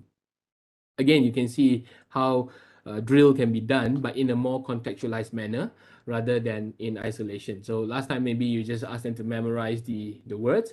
Now you put it in a context, like this one is in French, right? They need to learn how to make this speech bubble logical to follow the flow. Or you can also flip the table. Instead of you design the comic strip, different group will design different comic strip, and then they can exchange, or maybe share it in your platform, in your LMS or whatever, and everyone start to compare. All right, that would be another one. So it doesn't have to come from you all the time. Some of the activities here could be given to the student, and then student initiate it, and then you use it as part of your teaching. So I'm not sure you have seen this. It's quite straightforward. There are ads here and there, but I think these are the free one. The not so free one, I think, like storyboard is quite, storyboard that is quite famous. The other one is Pixton, but now it's not free. Pixton used to be free. I used it a lot last time, for the like more like helping the weaker ones, right? Because they need the help. I don't know why it's not loading well here. Maybe my connection. Yeah, should be like this. Okay, so this is storyboard that. Okay, so you can use this to create, or your student create. All right. So the thing is, I think now it says start 14 days for try. I think they also limit the access. But what I noticed is you can always screen capture and put it in your Microsoft Word or whatever platform that you want. But like it's very straightforward. You just drag, right? And then if you need some characters, you just drag the characters, and then like all these speech bubbles, like textable kind of thing, you just drag. So it's very straightforward. So of course you can, you know, you yourself can create, or the student can be the one who could create it based on a given scenario, or based on a context of teaching that you want them to focus on. Like let's say you're teaching them how to present, not to say how to present, maybe how to use certain words or certain terms, right? For certain context. So you ask them to create a storyline first, something like that. So these are some concepts that you can hold on to. But it doesn't mean you have to depend on these two tools. There's so many tools out there. But I'm giving you an idea. One way to promote learner autonomy is to give a bit more flexibility in this kind of thing, because they get to decide. It's not like fixed, right? It's not like fixed. Everyone will be the same and producing the same output. Okay, because if you don't do that, then everyone will be copying each other's work, right? So you can allow some form of autonomy in that sense. Okay. Another one will be e-portfolio. This is also very popular. Learner-driven curation. This is Google Sites. Last time I used Google Site for my student where they need to do reading logs. So they have to pick like articles, right? Journal articles, and then they do their own reading log in the form of PowerPoint slide, and then they upload in their portfolio. So by the end of the course, I get to see a whole collection of all the reading log. Of course, from time to time, you have to check. You don't wait until the end of course, because like this unit, you are covering it this week, then you can go through whatever they have done, and then you can pick those good ones and to show as example and discuss. Or maybe sometimes they discover something that you have never seen before, then you can put it into your teaching. All right. I mean, of course, this one is more technical because this is language and computing. It's a specialized course. But if you're teaching generic language, you can still do the same. You can ask them to do reading on one page or two pages and do their reflection, something like that. But bottom line is they have a portfolio to show. I'm sure USM, you have your own platform as well for this one, so you can also make use of your platform for e-portfolio. Or if you don't want, then you can use Google Site, where student will create their own Google Site. But one thing that I think we miss out is this one, the e-notes. Sometimes you ask them to do, you teach a context or a content, then they create their own notes. I mean, this is a sample. It shouldn't be like this. It could be infographic or whatever. And then you ask them to turn it into like an interactive kind of material. Then you compile everything. So somehow you have added value to whatever you have been teaching, or maybe different application to whatever you want to teach, right? Like just now, student from businesses will have this kind of perspective, student from engineering will have this kind of perspective, but you're teaching the same skill, which is the language aspect, right? I'm going to show you this one because I think this is a bit underrated, but you can try. Heyzin.com. If you have never heard of Heyzin, this is how it's not just a flipping effect kind of thing. Of course, you need to have your content ready. So you can ask the student to create the content first. Maybe they can do, if they want to scribble, write it on a piece of paper, is fine. But you give them a purpose, like maybe write something about a topic, right? But in a different manner, or maybe compile different resources about the topic and then put it in a form of like a short magazine, or a flyer or whatnot, so they can upload it here. Okay, once they upload, if you go to the dashboard, you can add interactive element into the PDF that you created. Normally it will be static, just flipping. Right now, because of this Heyzin, you get to add things in. Like this one, let's say I create this simple ebook, or maybe a simple e-note, something, but it's blank, of course. I just simply put it in. So in this Heyzin, if you go to the interaction mode here, you have link, images, video, audio, and web. These are things that you can add on. So let's say you are teaching them writing, okay? Let's say academic writing, and you want them to learn how academic writing is used in different field, right? So maybe this person from business, you need them to find 3 articles about that topic, but instead of giving you the articles, they put it in a like this kind of format where maybe article and then maybe a 1 minute video about the article. They themselves, so they upload it on YouTube and all that, and then they embed together with the article that they have found, for example. So you have multimedia element where they don't have to write all the time. Sometimes you can mix it with speaking skills, or sometimes you can even ask them to draw infographic and different skill sets, not just because it's writing, so everything is writing all the time, right? Like this one, you just drag video, right? If you want to add video, so I just have to drag one here. Oops, sorry.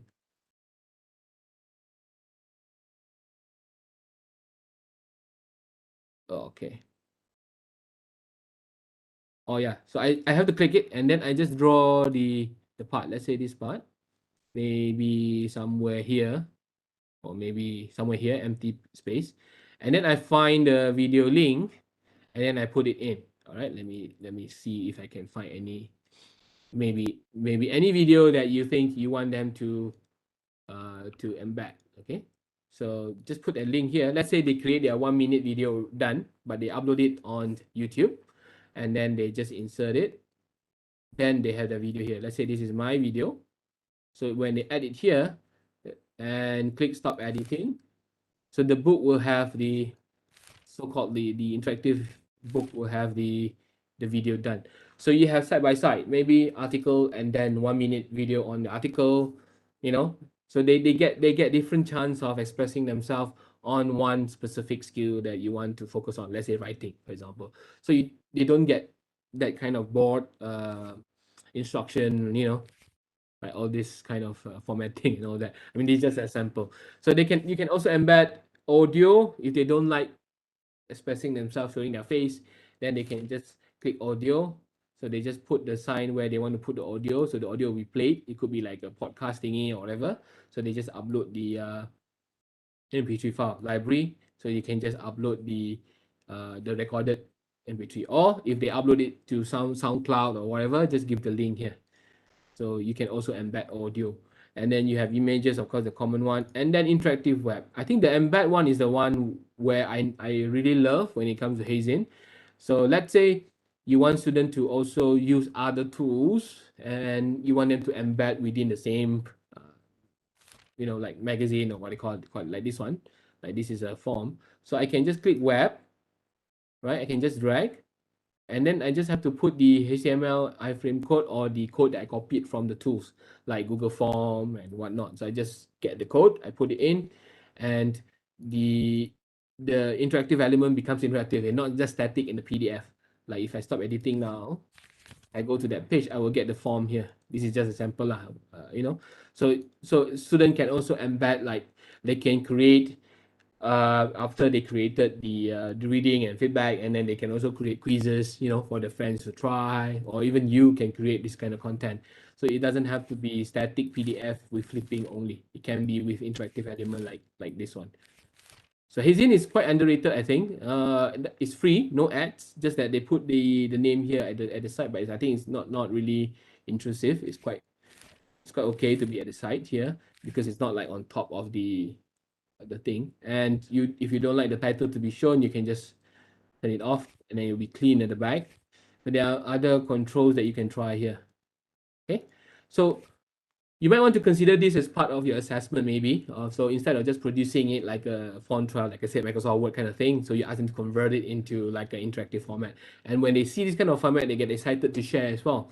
And because they are excited to share, they are more alert on all these details. They don't just simply do it just to submit it to you because they know that it's only to you, right? Now they have a sense of purpose. They're going to present it to maybe to a bigger audience. So they have to be careful of what they put in. They have to check the content, to make sure that nothing is plagiarized and all that. If they submit to you, if you put it on the system, like turn it in and all that, only you know, right? So somehow they kind of know, like, you're gonna you're gonna check it on your own. But if you give them a sense of purpose, where you tell them that the ebook produced here, or the e-magazine produced here, or e-portfolio produced here will be shared to a general public, then they'll be more alert, they'll be more careful, or whatever you put in. Okay, this is just a sample, of course, right? So can try out Hazing if you have not tried out. I kind of like it because one is free, it's no without ads. If you try other flipping effect, there are many ads, and of course the beauty of the embed just now, all the element that you can embed in. So you can also use this for self-instructional materials. If you're into creating your own self-instructional materials, you can also use this Hazing. Right, the limit is only 5, of course, per account. If you want to buy more, you can buy more, or if you want to subscribe. But I think 5 will be nice for one account, good enough. You don't have to put in so many. But if you're asking student to do it, then the student can create their own account. They don't have to use your account. Okay. All right. So these are e-portfolio or e-magazine kind of thing, where you promote a bit of autonomy. You can see how in language learning, the output may not be the same all the time, or in language teaching it doesn't have to be all the time, but the skill focus, or the whatever you want to focus on, is the same, right? The output could be slightly different in terms of the formatting, or the medium and whatnot, but the goal is still the same. If you want to teach them how to write better, it should be the same, just that the output could be slightly different. All right, and of course the assessment rubrics will have to consider all these factors. So you can't judge on the how to put it, the ability of the output and all that, right? Then it will be unfair to those who do not want to use this kind of tool. So you still judge more on the language part. All right, maybe all this additional stuff could be just bonus marks for those who try, or for those who use it, unless you make it a specific requirement, then everyone has to do the same thing. Okay, these are e-portfolio, supposed to be before the break. So let's go to my WooClap just now a bit, just to get your feedback again. Can go to the same day. I'm not sure how many will respond to this now. Just now we have 25. You go to the same link, but then I'll give you a different set of question now. Can you go to the same link?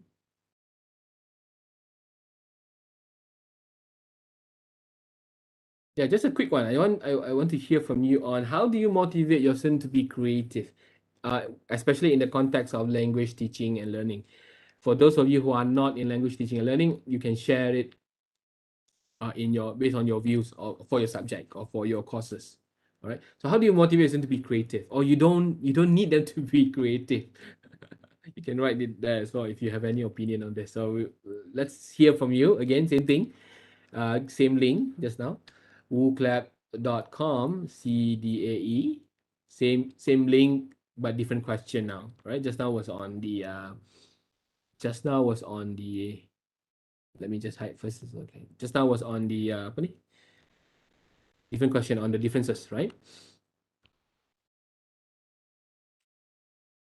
Okay. Only one so far. First one. If you don't think you need them to be creative, you can also share, because I would love to hear from you. Like in my course, I don't need them to be creative, or I prefer lower level of creativity, because it's not really, not really urgently needed for your case, for example. Good to hear from you, because sometimes, we always assume students have to be creative, or we always assume creativity it's important in your courses. Maybe not, right? So I'm going to give you some time to respond to this. Those from YouTube can also join. I'm not sure how many of you now, but I saw a question here. Boleh tak melalui Hazing student tulis dalam e-book kita, contoh menjawab soalan.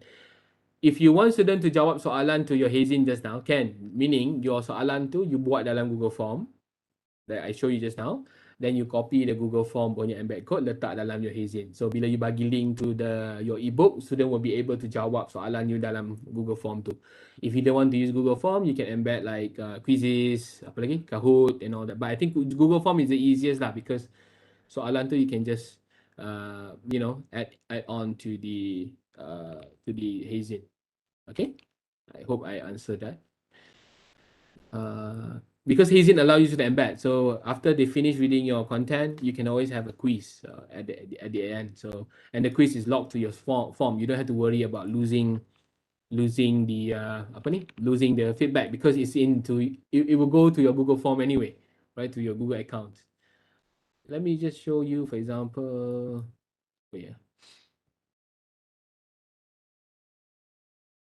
apa sajalah. I mean, just sample here.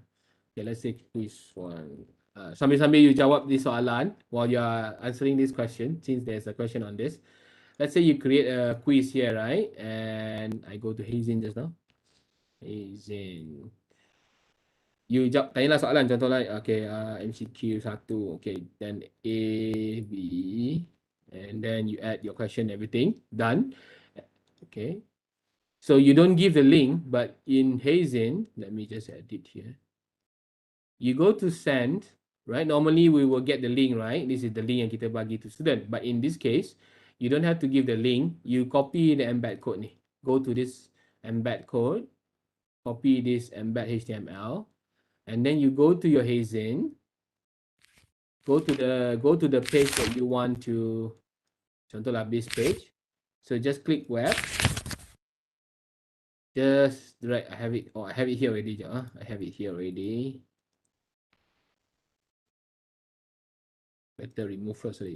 So just go to web, drag the page, contoh this page kan, and then pergi ke HTML iframe code ni, just paste. Paste saja the code that you get it from the Google Form just now, and then close.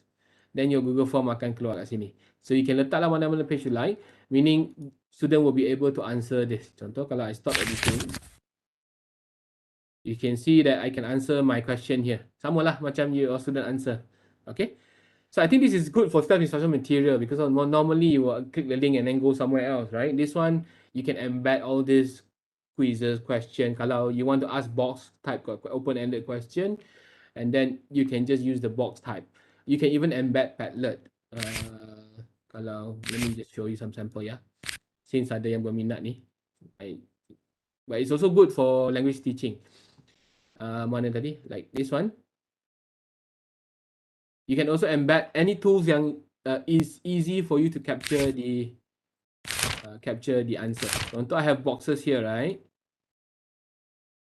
If I have boxes here, instead of using form, I can also go to my Padlet. So you can also click link and then they can type it there. Something like that. Okay? Kalau nak form pun boleh. Just create the form where only one question and then you just embed it there. So dia akan jawab lah. Okay? Mana-mana yang sesuai. Okay, so yang tu menjawab soalan yang on the Hazin one. Okay, start. Now let's go to this one. Ada 16 responses. How do you motivate a student to be creative if creativity is needed? All right. Let's see some of the result here. Maybe I zoom in a bit. They are very creative, better than me. Use learning activity design, usually activities. Show them example, references, tell them my expectations, show them sample as well. Encourage them to explore, share creative design of the built environment, think out of the box, okay, make video, different types of teaching, like gamification and all that. Introduce them with many tools, create assignment that involve creativity. Yeah, I think normally, I think one way to kind of force, them to be creative is to always align it with assessment, right? Because if you don't align to the assessment, somehow they don't feel like they need to. Like some of you mentioned here, you actually ask them to put in some form of creativity. And also I noticed, before you can ask them to be creative, you also have to show them example, right? Because they will know what are your expectation or what are your expected output.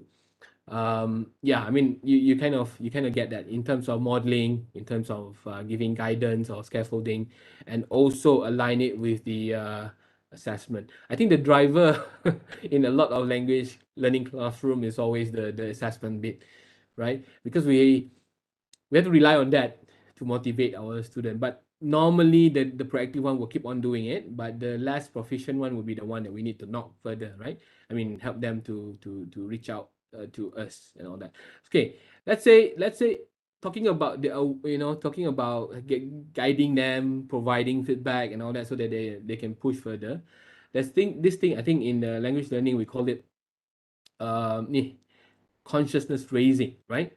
I'm sure those from language background, you will hear this a lot, where if you want them to be creative, sometime you have to kind of knock them from time to the nudge theory lah. The nudge theory where you have to nudge them from time to time, and the also encourage them to go beyond, right? And a lot of time, if you're dealing with a lot of students, many students, like hundreds of them, it's very hard for you to personalize all this feedback, right? And you will find yourself overwhelmed with so many things to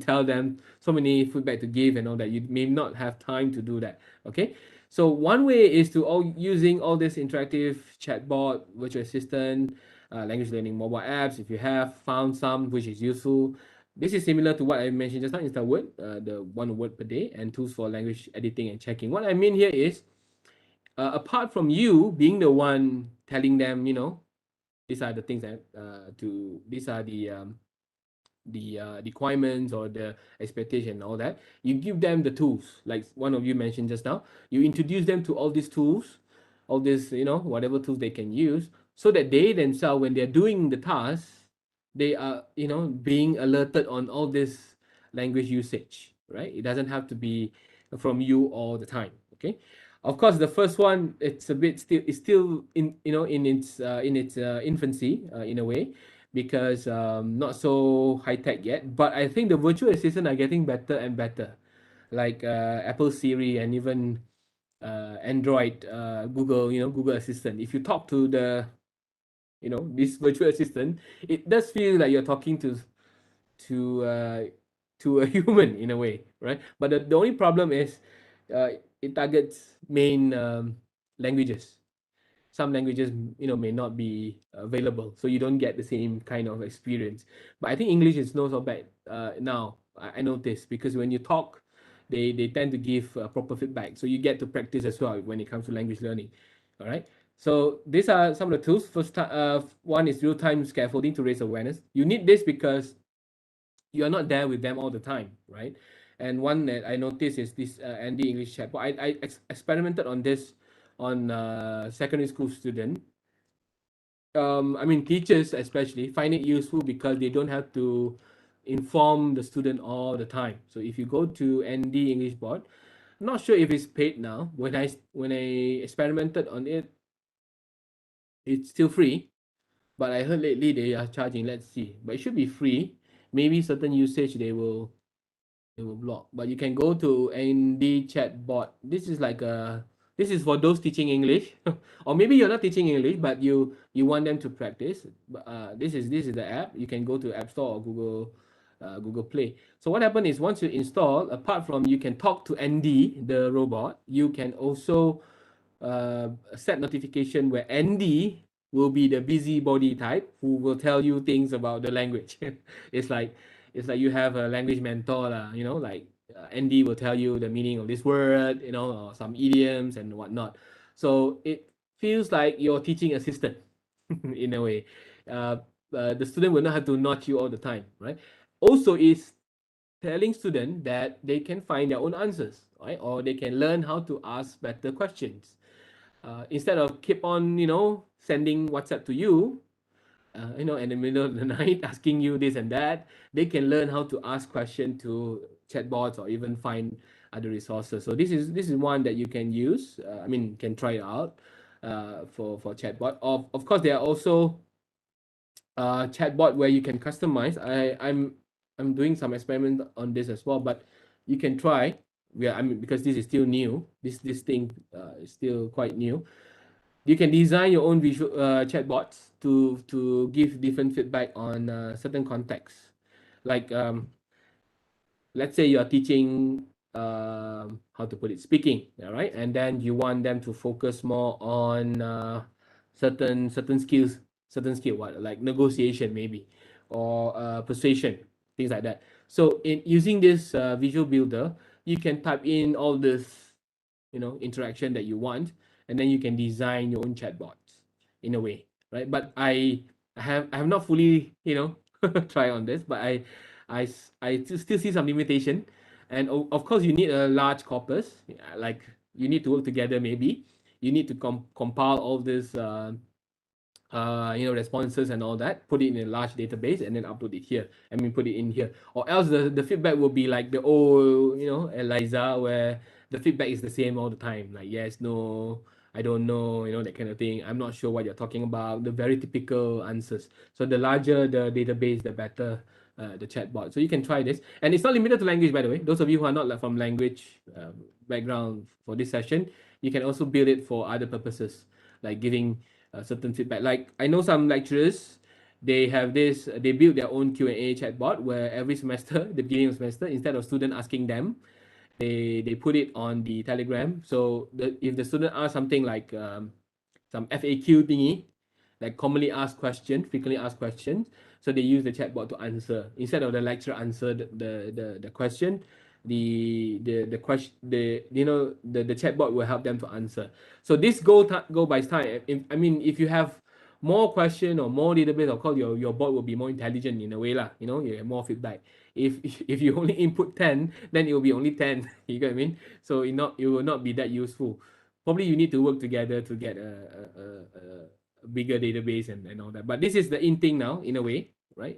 Where if you go to a lot of platform, even a lot of big corporation, they don't want to waste time on human agent, right? They will give this chatbot first so that they can deal with this common question. Then once you don't get any answer or you're not happy with the answer, then you reach out to the human one. Same thing here, where the student will engage this chatbot first to get all this, maybe the common answers. If they're not happy with the answers, then they will come to you. So at least you teach them how to find the answers first before they come to you lah, rather than at the middle of the night asking you some simple question that you don't feel like you want to answer, because it's like, keep on asking the same thing. Okay, so something for you to think about when it comes to real-time scaffolding, because at the same time you're raising awareness as well on the language usage, because the bots normally will use proper language. It will not use broken English or whatever. Okay. Insta word challenge. I think the word is Insta word, but actually the key here is using visual and the word for vocabulary usage, but in a context, right? In a more contextualized manner. I think this was famous for quite some time, but now I think toned down. But you can see here, you don't have to use a mobile phone. You can even ask students to do it on a piece of paper where they draw, or they illustrate something, and then they write the caption. The bottom line is to match the picture with the caption. Right? This kind of activity where by the end of the collection, you have different words, probably for the same picture, right? And then you get the visual representation of how the words is used in different contexts. All right. So these are the some of the ideas that you can use. Of course, the one that is more interactive will be the one on Instagram itself, right? The one on Instagram itself, where you get to get likes and feedback and whatnot. So depend on how you design this. Okay. Yeah, and this one, and that also intelligent thing, in a way, where you can use it in your language teaching classroom. Maybe for English, for other languages you can explore. But I noticed it's not that extensive yet, but it's evolving. I'm sure in other languages they have their own version as well. But I think all this Grammarly, Quillbot, Lookwick, and then Linguisa, these are competitors. But I really like this too. Let me show you if you're not familiar. Maybe we go to both, then you see the similarity. I'm not sure who is copying who, but definitely Ludwig is the premium version, and then this is the based in German, I think, and then this one is the Stanford one, Linguisa, right? You can see the similarity, right? You can see the similarity, but what happened here is these two tools will search through the database and find this kind of command. So let's say students are not sure whether after certain pattern what should be used. Let's say I look forward to seeing you, because student will always argue that look forward to after the infinitive to root word, right? But we know that look forward to is a phrasal verb, so after that will be a noun. I mean, that's why the the the verb becomes ing. I mean, this is for English, but you don't have to explain all this. What I mean here is student can try it out and type it out, and just to check whether this usage is correct or not, they just search, and you will see all this version, and you can see why certain usage is wrong, right? I look forward to meet you. You can see all this, but the student can learn in context by clicking this like the sources and see it there, for example, or just see the pattern and usage in the same page. So they know that after look forward to should be ing, because these sources are all from all these established sources. So they learn how to put it, they learned to to be aware or to be alerted on all this pattern rather than just depending on you to tell them all the time, right? So at least they can just search. So this is Ludwig.guru. If I go to language, let me try and search the same thing. If I were to search, you can see same listing, but of course the database for this one may be a bit more limited, and you can see a lot of ads here, but this is free, right? This Linguista is free. So apart from teaching them about the language, you also teach them about the tools, so they can learn all these tools to diagnose or to find out their own problem. If they are running out of ideas, you can also use the command here. I like this also, this command, like this one. Sincerely yours versus best regard, right? So if they use the word VS, right? VS, then they can see the common usage. You can see here best regards are 95%, means more frequently used as compared to sincerely yours. I mean, of course, this is just you can change this, like what do you want to say? Take in versus take out. I mean, just use the any word. So they will tell you, different usage and different patterns. All right. But this one is more common if the students are not sure, meaning this is probably helping all those above average students where they are confused on certain usage, so they can search it here using all this tool. Ludwig is you need to subscribe to search more, even though daily they will reset the count. But Languisa here, it's free, totally free, but they come with ads. I'm not sure who's copying who, but you can see the similarity in terms of even the way it was done is quite similar. All right, and if you go for the subscribed version for Ludwig, you can upload your own resources as well if you want. But now I think that one is not needed. But at least you can tell your student these tools exist, so that they can also check on this usage. At the moment, it's only for English, I think, right? And another popular tool now would be, I think a lot of students knows this already, but you can tell them, Quillbot, right? Because this is like, of course, some people will say this is a lazy way of paraphrasing, but probably you can design certain tasks where especially tell them, you give them certain quotes or certain cited text, and then you explicitly tell them to use Quillbot to find a better paraphrase. So at least instead of just blindly paraphrasing, they also learn how to decide which one is the best, or they can do correction on the paraphrase version. Like if I need to find some text, maybe this one. Let's copy the text, and then if they paraphrase, sometimes the paraphrase may not be that good. All right, may not be. You can see here, right? The good thing is they will highlight the part that they change. All right. So if you tell student that this thing exists, they will try to experiment, and then they will come back to you with better version, maybe. But again, you're not supposed to ask them to copy blindly. You are supposed to, how to put it? You're supposed to tell them that this thing exists. It will help assist them. But in language learning, of course, they have to decide, right? Like if they don't want to use assist, they can choose help, aid, support, encourages, promote, and all that. So, you know, things like that. Of course, writing you don't have to change, right? You don't have to change it to composing, whatever, because you want to keep that writing, you know, things like that. So you can introduce this kind of tool to students to raise their awareness on the usage pattern or the contextualize identification of errors rather than you know circling all this thing all the time, right? So you can design a specific task based on all these tools as well. Okay, so Quillboard, I think Grammarly, I think it's common, so I don't have to introduce to you. But basically, these are the tools available out there where students will be using. But instead of banning them from using, might as well put it explicit that you know that this thing exists, and then you allow them to use, but you tell them because I know you're going to use this. I will be checking, you know, like, or I will be encouraging you to verify or compare which one is correct. Like this one, I look forward to meet you again just now. You can see they will be checking whether it's meeting you or meet you kind of thing, right? Then they will know what is the best version. And in the class, you can specifically highlight these kind of problems that they face. Okay. The only downside is, of course, you don't get to monitor everyone because it depends on individual effort.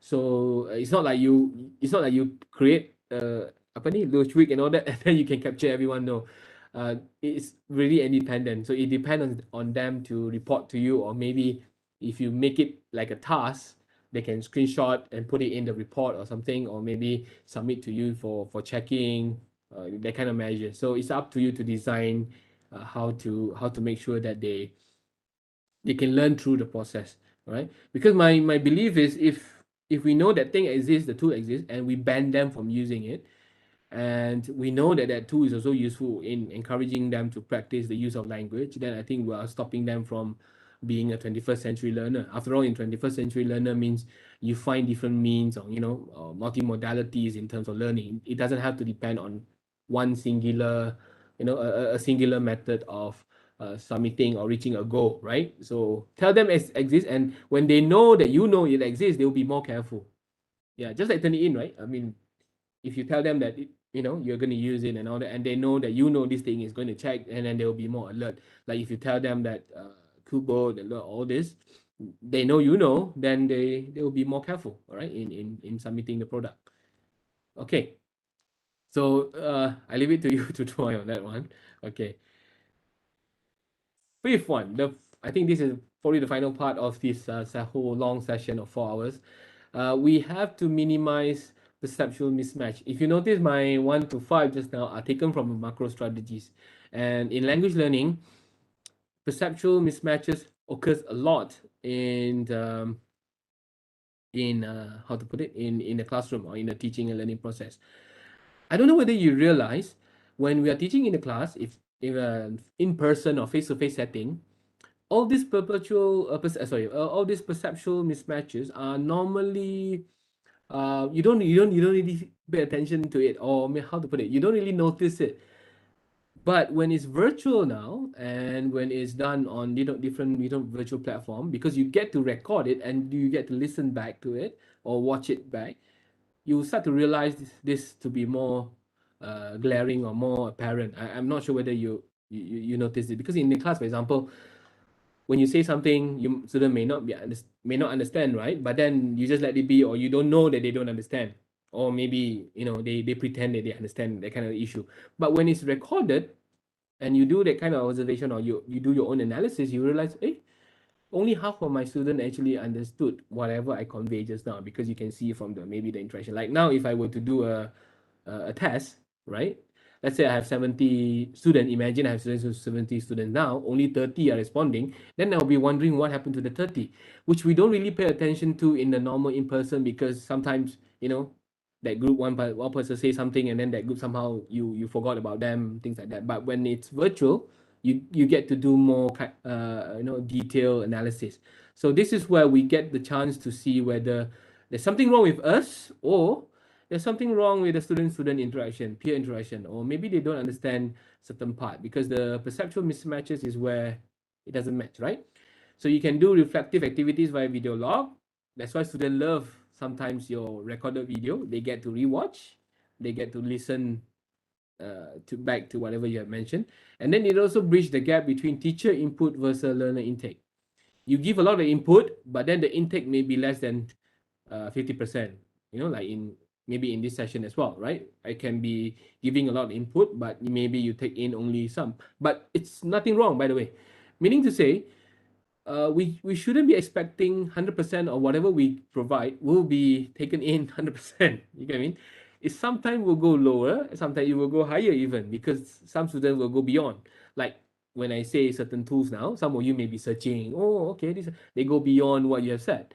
Or some may just pretend that they're listening, but they are doing something else, right? Things like that. So we shouldn't be expecting our input is always maintained. But what we need to do is always to bridge this gap. So things like the recorded videos, things like revision kind of notes tend to be very popular among the students, right? Students will ask for all these things. Even you know, the day before the exam and all that, they will come to you because they want to make sure that your input and the intake will be on par. But of course, we know that normally it will not happen because we want to reduce of this IYK, you know, right? What is IYK? The generation now. IYK is if you know, you know, right? And the generation of IYK means if you know, you know. If you don't know, then you don't know. The kind of generation now, because there's no I think there's no urgency to know. You know why? Let's say if I tell you now, you have to memorize this because in the final exam, things will come up.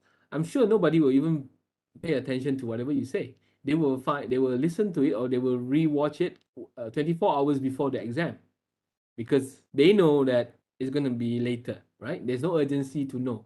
Or if you're teaching them certain skill set now, they don't feel like they want to do it now because there's no need for it now. So they will do it when the need arises. Like let's say if you ask them some words now, they can just take out their phone and then Google the meaning. There's no need for them to be prepared even, right? Or even reading. In language classroom, there's always this issue that you give reading, nobody is reading because there's no need for them to read beforehand. Maybe because you know, I mean, because there's you don't create a sense of urgency or purpose before. If you create that, then they will have to read because if they don't, if they come to class without reading, then something bad is going to happen or something, maybe not something bad, but something, you know, they're going to lose out on something, maybe, all right, that kind of thing. So yeah. And then of course continuous feedback in language learning. I think this is the daunting part. We don't really have time to this, especially writing. Imagine if you have 100 essays to give feedback to you. I don't think you can mark it in a short time, right? You need some time. But by the time you give them the the the assessed copy or maybe the feedback, it's probably too late for them to improve because of the, you know, the semester or whatever, or the time frame and whatnot. So you might want to think of what can be done in reducing this kind of problem. And I believe that mismatches can be converted into learning opportunities. It's quite true. So if you notice there's some mismatches, like what you say, they don't understand, and you can convert that into learning opportunity. Somebody asked, what is IYK? If you know, you know. If you know, you know. All right. It's a if you Google up, you will notice that this is the generation. They I call them the not I call me. Everyone is calling them IYK generation. If you know, you know. All right. So one way to do this is to encourage these reflective activities. All right. One type of reflective activities that normally we do is this video log. Okay. I mean, I'll go to Flipgrid. I think some of you have used this before, but some of you may be not familiar with Flipgrid. I find this quite useful for video log. I think Dr. Azita put use a lot of this Flipgrid. It's because it's good to, especially in language, because you get to, I mean, you get to create this. Maybe I don't show you an example first. We just create a Flipgrid, empty one. Just create a group, right? And you can just name this, like for example, group discussion 1. Okay, so you can say anyone with the link. If you want to be specific, then you be specific, only those you approve, and then create group. Now Flipgrid is acquired by Microsoft, by the way, so it's free. There's no There's no problem with the subscription and whatnot because it belongs to Microsoft now. If you want them to join using the QR code, you can just download the QR code and then give it to your WhatsApp group, whatever, then they can join. Now, the Flipgrid thing is like, this is the group. Sorry, I shouldn't name it. I shouldn't name it group discussion. Wait. Should be class. Okay. The big group should be the class. Class ABC. Okay. So this is the class page. But within the class page, you can have different types of topic or different topic of discussion. Like the first one, the auto-generated one will be, hello, I am, the self-introduction type lah, right? And then if you want to start one, you can just start another one. So if you go by unit, then you can label it by unit. Unit 1, persuasive techniques, for example, if you're teaching this lah. And you have a choice. You can give instruction in terms of the description here. Like in this task, you need to blah, blah, blah, blah. You can do that. Or if you want to be more interactive, you can upload your own video. Sometimes I upload my own video. I record my own video as well, like so that they see that you are also doing it. So you can record your video and then post it. Now, Flipgrid has a mobile version. It's easier for you to use a mobile version to do this recording because it's from the phone camera. If you are using laptop and all that, it will be using your webcam. So sometimes the quality may not be that good. So it depends. So you can use the mobile phone or use the laptop to do this. So give a bit of instruction. You want to give the time. How long do you want? Normally, for them to get continuous feedback, I think you don't have to give them so long. Give them 60 seconds ataupun 1 minute enough. So get them practice. Like maybe every day practice a word or that they learn, or maybe weekly. Today they learn, a certain pattern of sentences or certain technique, then use one and demonstrate, right? Just post. Okay. Now, once they don't have to get individual link actually, because when they go to the class, they will see all this. So you just have to give the class link anyway. The class code is here, right? You don't have to give the individualized link. If you want, you can, but there's no need for that because once they go to the class, they will be able to see all the topics. So you just click on one. So they just have to respond to your task. Let's say at the first respond. Right now it's recording my camera, blah, blah, blah, because I'm using it. Then, upload, put it in, and then it will appear here. All right. So for language learning, this is very, very, how to put it, very useful because you can also set requirement like when they reply to the peers, it has to be in a video format, for example. Then it makes it even more interactive. You got what I mean? Like when they post one, they cannot reply using text. They must reply using, video as well. If you want them to have that kind of interaction, so you can design that kind of task. Or if you think you want to just let them to be individualized, they just submit, then it will be fine. So they just submit lah, just put up their whatever video that they have. The video can be recorded real time, or they can do the pre-recording. They can do whatever editing they like, and then they upload. All right. So same thing. Create new topic if you want. Let's say this is unit 2. I just show some sample here so that you get the idea. So you can even arrange it according to your sequence and all that. So maybe this one. So by the end of the course, you get a series of feedback. All right. This is I'm using another account for this one, but I'm going to show you sample. Like this is more on the coursework program. You can see like I have unit 1. All right. I give them some simple tasks like this, explain 21st century fluencies in your own words and all that. So they give different feedback. Okay, I think some of you have used this, so you will be aware of this Flipgrid. But if you have not, it's My good to personal try. view and based on my own experience. So you get a whole collection of all this feedback. Okay, so this is Flipgrid. All right. Any questions so far? Just now I show you the Threadit by Google, right? Similar concept with Flipgrid, but Flipgrid is more, how to put it, fancier in the look as compared to Threadit. Threadit is a bit more formal, right? Threadit is more formal. All right. So, any question? Let me check on just in case. No question so far, I think. Okay, no. How many have tried Flipgrid? Maybe give a thumbs up or maybe give a reaction if you have used Flipgrid. I'm sure some of you have, right? I saw, yeah, some hands. Okay, okay. Not many hands though. Maybe some are not, are not. Yeah, okay, but you can try, okay? Those of you who have never tried Flipgrid before, it's really a good platform to encourage students to practice speaking, especially because they get to, you get to. Is there a discussion too in? Yeah. If you upload, those of you who have,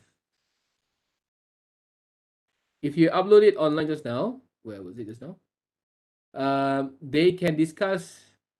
The friend can discuss by replying to the, like this one. If they click on it down here, they can Hello.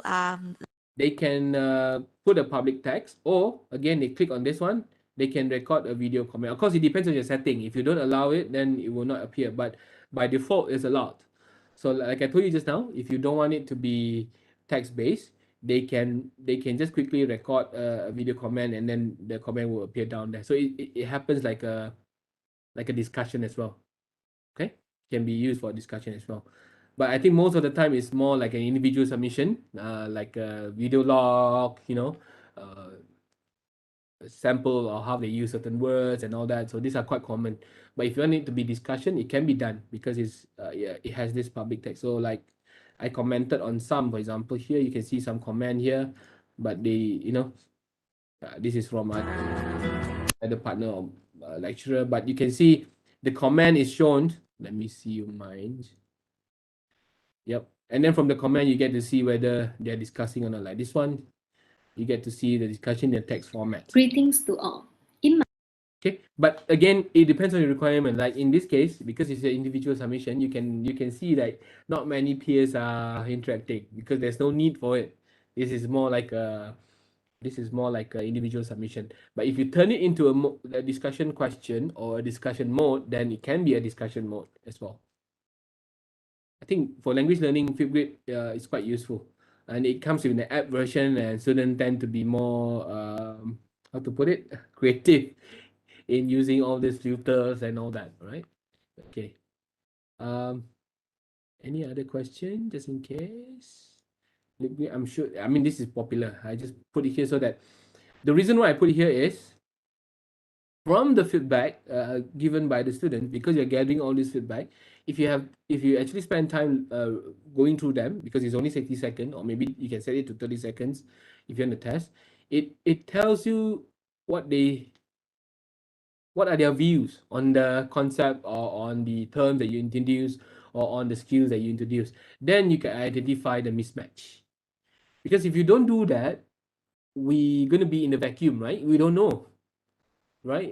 You tell them one, and then everyone is like, okay, but you don't really know whether they know. But once you give them a task like this, and you set the time frame, and you go through them, is, oh, now I know why they don't get me, because this is how they view this based on the video lah, all right, and all this collection.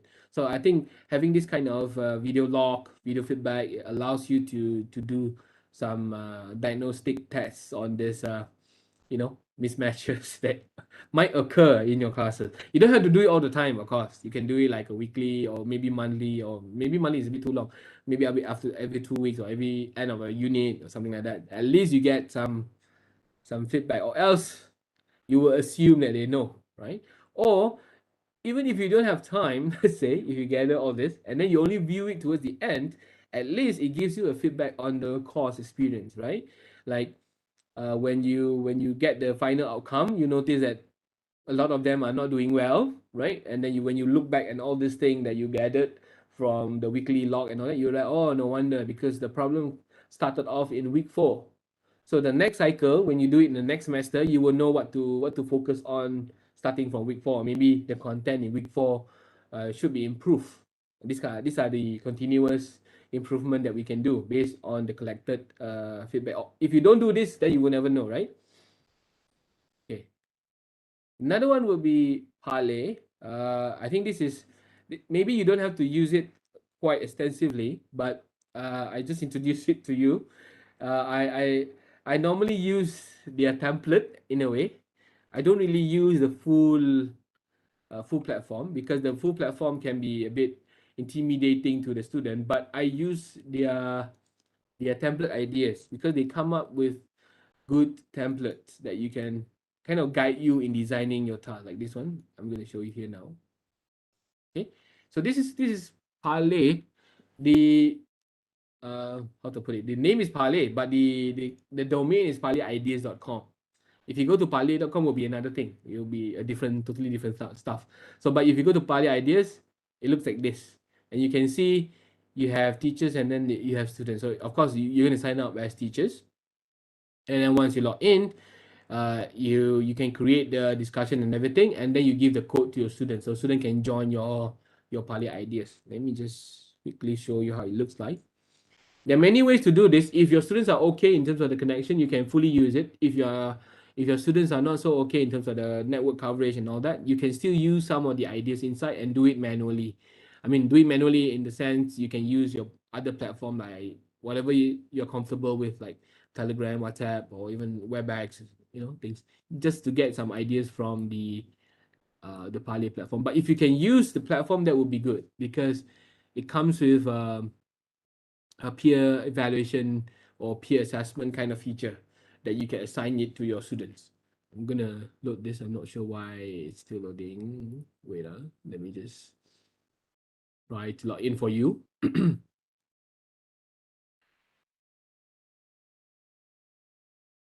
Okay, it's loading, hopefully.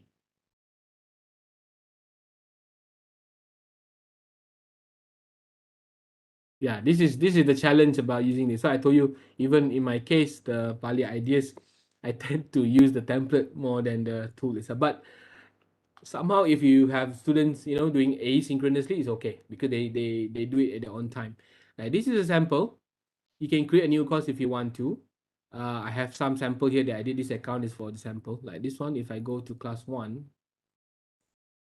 for each class you can create, like, just same concept like Flipgrid just now. One class you can create different discussion, but this one they call it round table. All right, let's say I create a new one, new round table, and you get to decide whether the round table will be online. Online actually is asynchronous, not real time. Live will be real time. Now, live one, you can actually do it with in hybrid mode.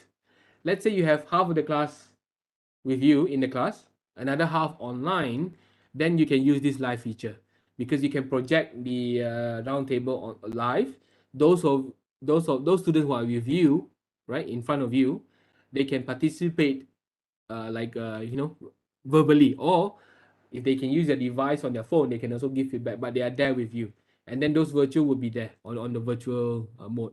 But normally we will use this asynchronous one, right? Asynchronous one, so that you can get it from your portfolio if you have one. No, then you can create your own, start from scratch.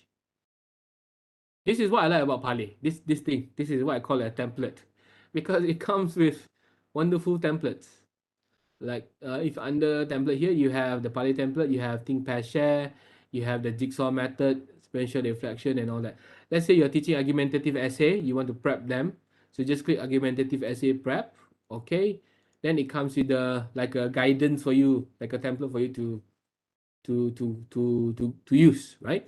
So this one, if you don't want, you can delete. Things that you don't need, you can delete, right? Then you can use the existing one. This discussion, we're going to share our thesis, blah, blah, so you can change the topic here, right? Just change.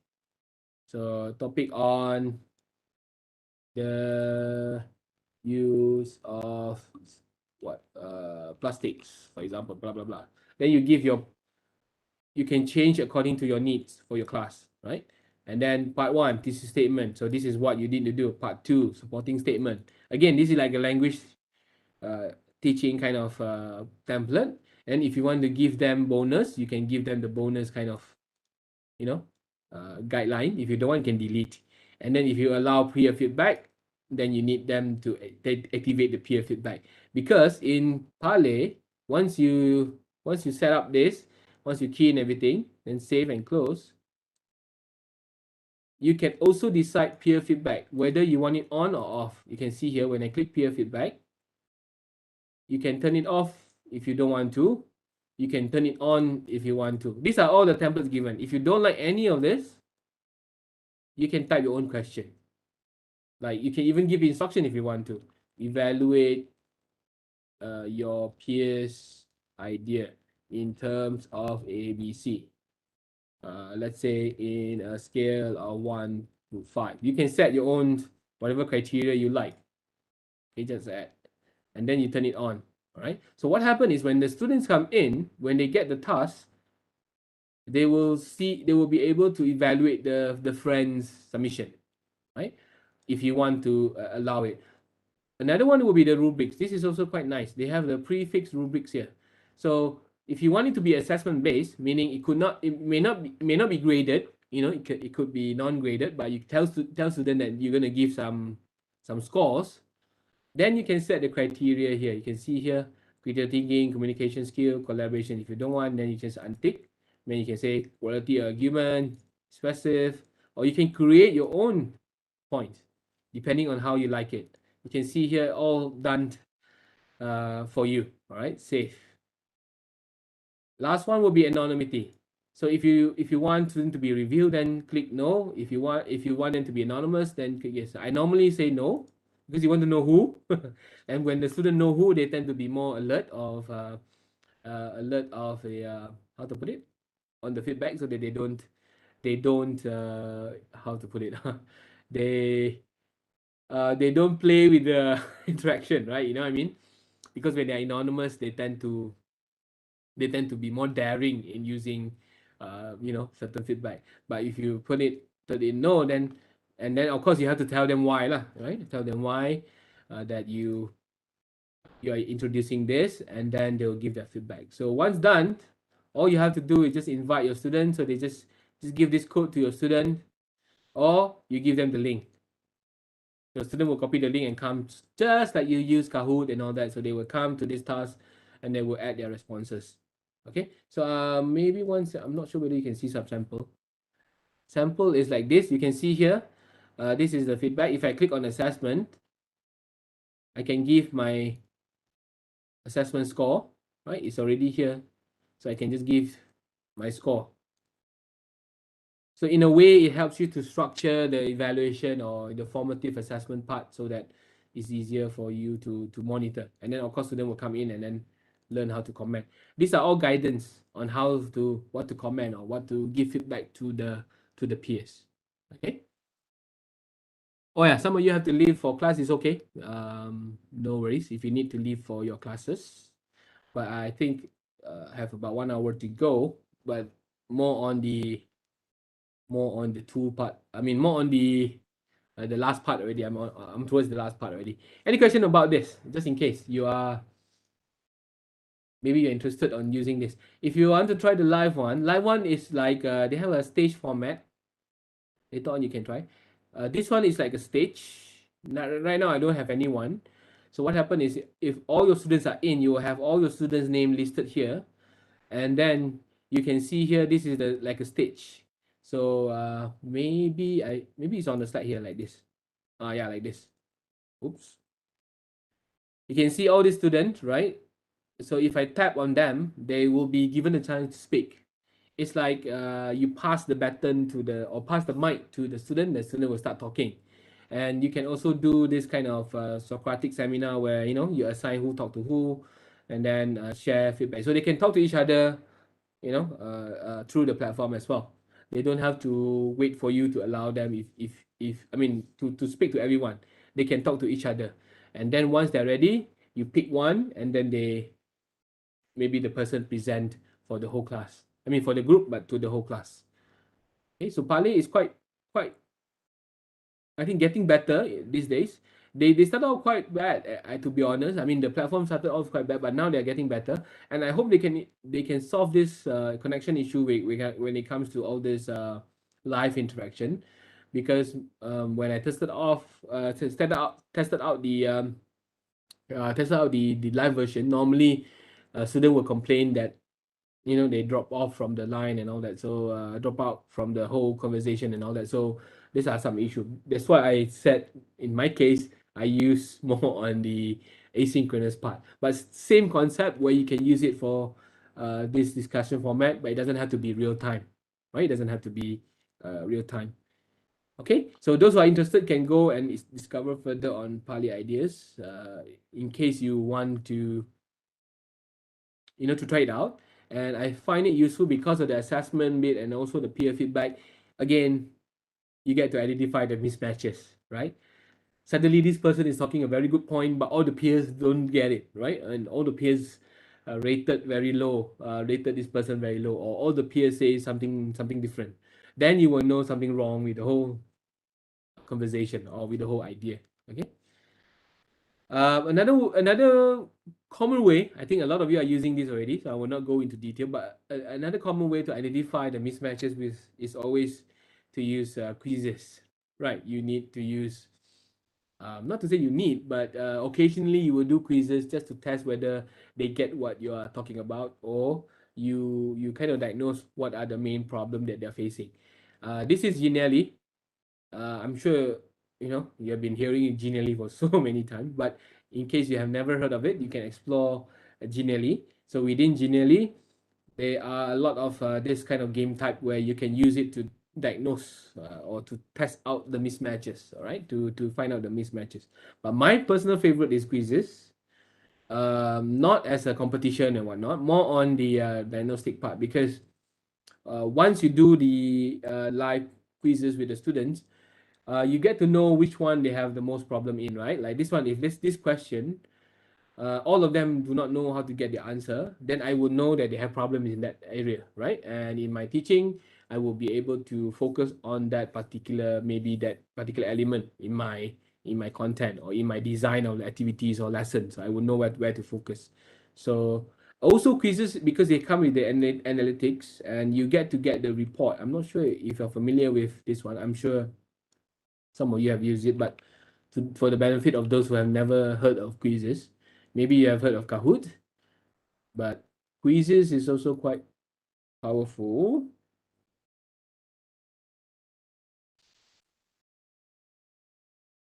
The idea is not just the tool, by the way. The concept is just to do this kind of occasional quizzes or games just to find the mismatch, right, between you and your student. Even in foreign languages, because sometimes they understand it wrongly.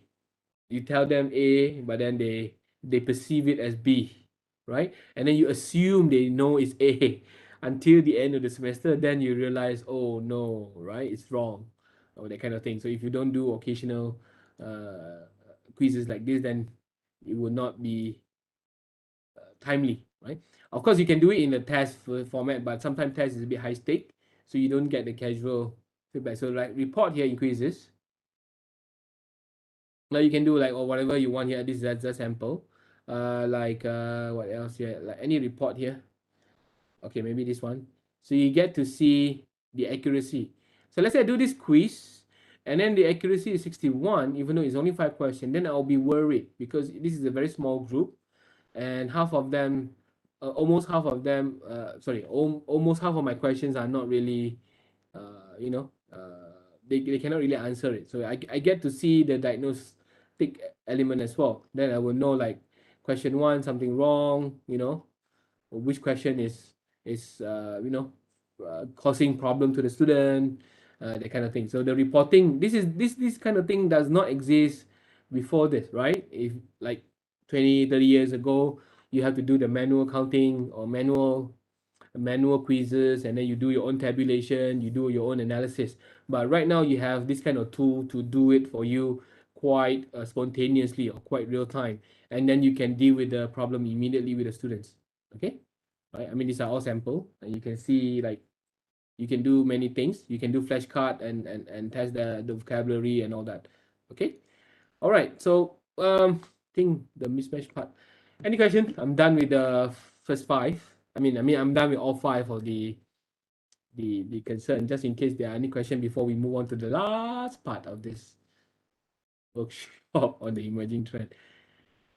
Or if you'd like to share what other things that you have done, that would be good as well. Just in case. Any question? Let me check on YouTube. Don't see any question.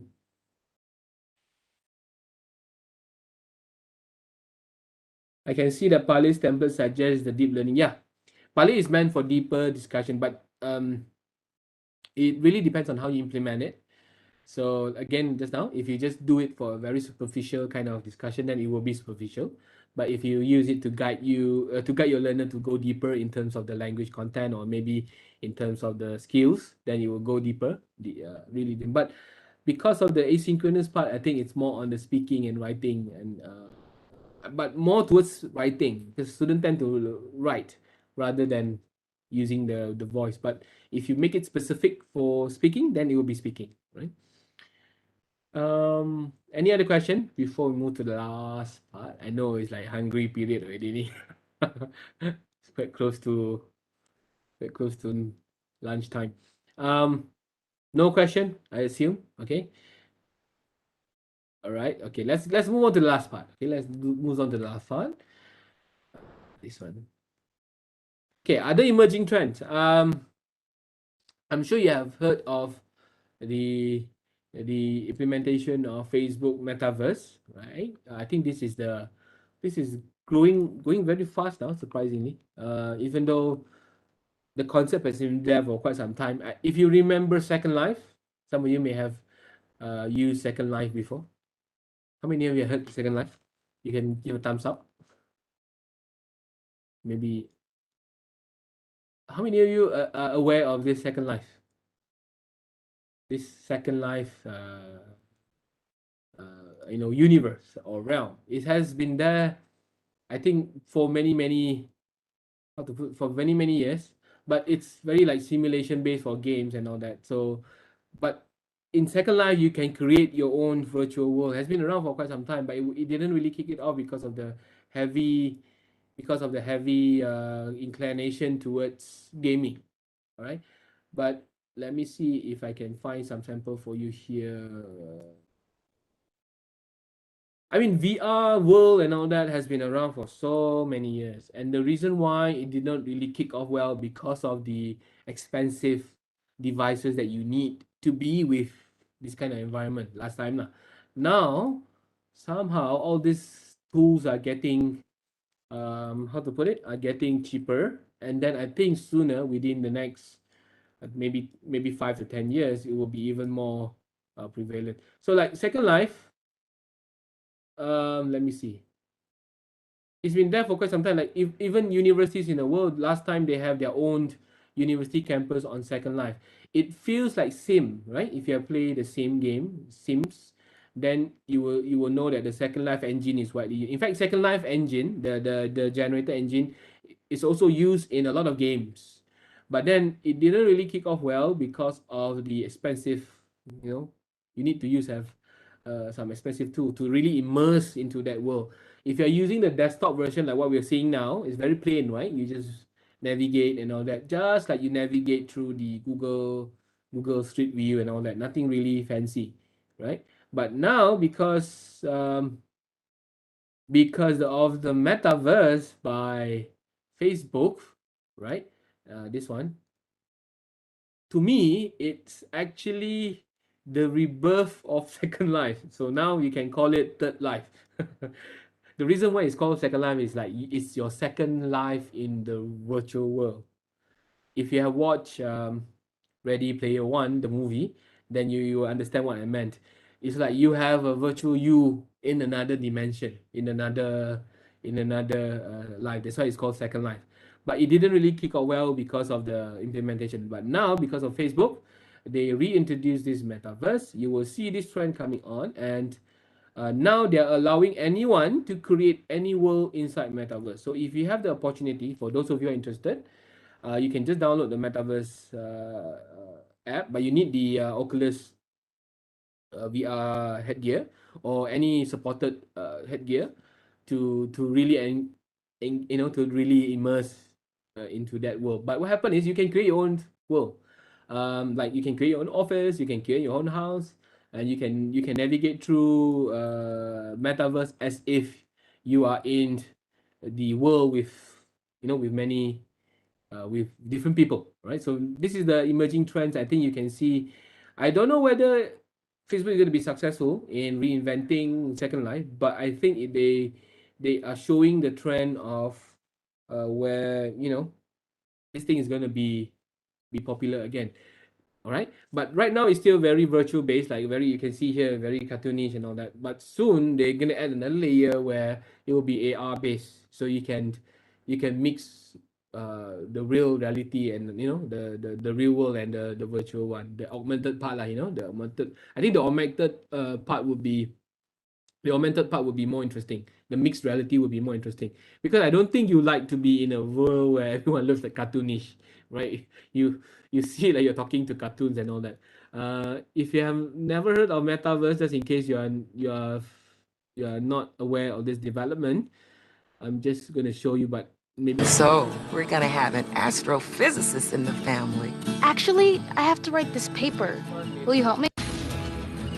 Yeah, this is like the dream of metaverse by Facebook, where once it's matured, the mixed reality will be like this, in a way you can pretend the world is in front of the real world, where you can navigate through all these things. And in education, this is going to be powerful if it really happens according to what is intended. I mean, you can Google up later on your own, and you can be in that realm, experiencing the real. Imagine standing on the streets, hearing the These are all the metaverse goals now. So in language teaching, it's the same thing. Let's say all this while you're teaching certain foreign languages, and you want student to be situated in that situation. The most you could do is maybe use them videos, right? Give them some gadgets. It's not gadgets. I mean, realias, props to create that setting, or maybe you invite your friends from that country, or your native friends, native speakers friend from there, and then just to simulate the kind of situation. But it'll be very hard, right? So metaverse is going to kind of solve this, where by using the headgear and everything, you are there. Imagine you are right there in, maybe in, if you're learning French, you are right there in Paris, and then you can learn how to speak French and that kind of thing, right? So, but this concept has been there for quite some time, right? I'm sure you have heard this so many times since, like 30s, maybe 20, 30 years ago. Right now, I think it's going to speed up a bit because of the Facebook commitment towards this, and more people are jumping into this metaverse, right?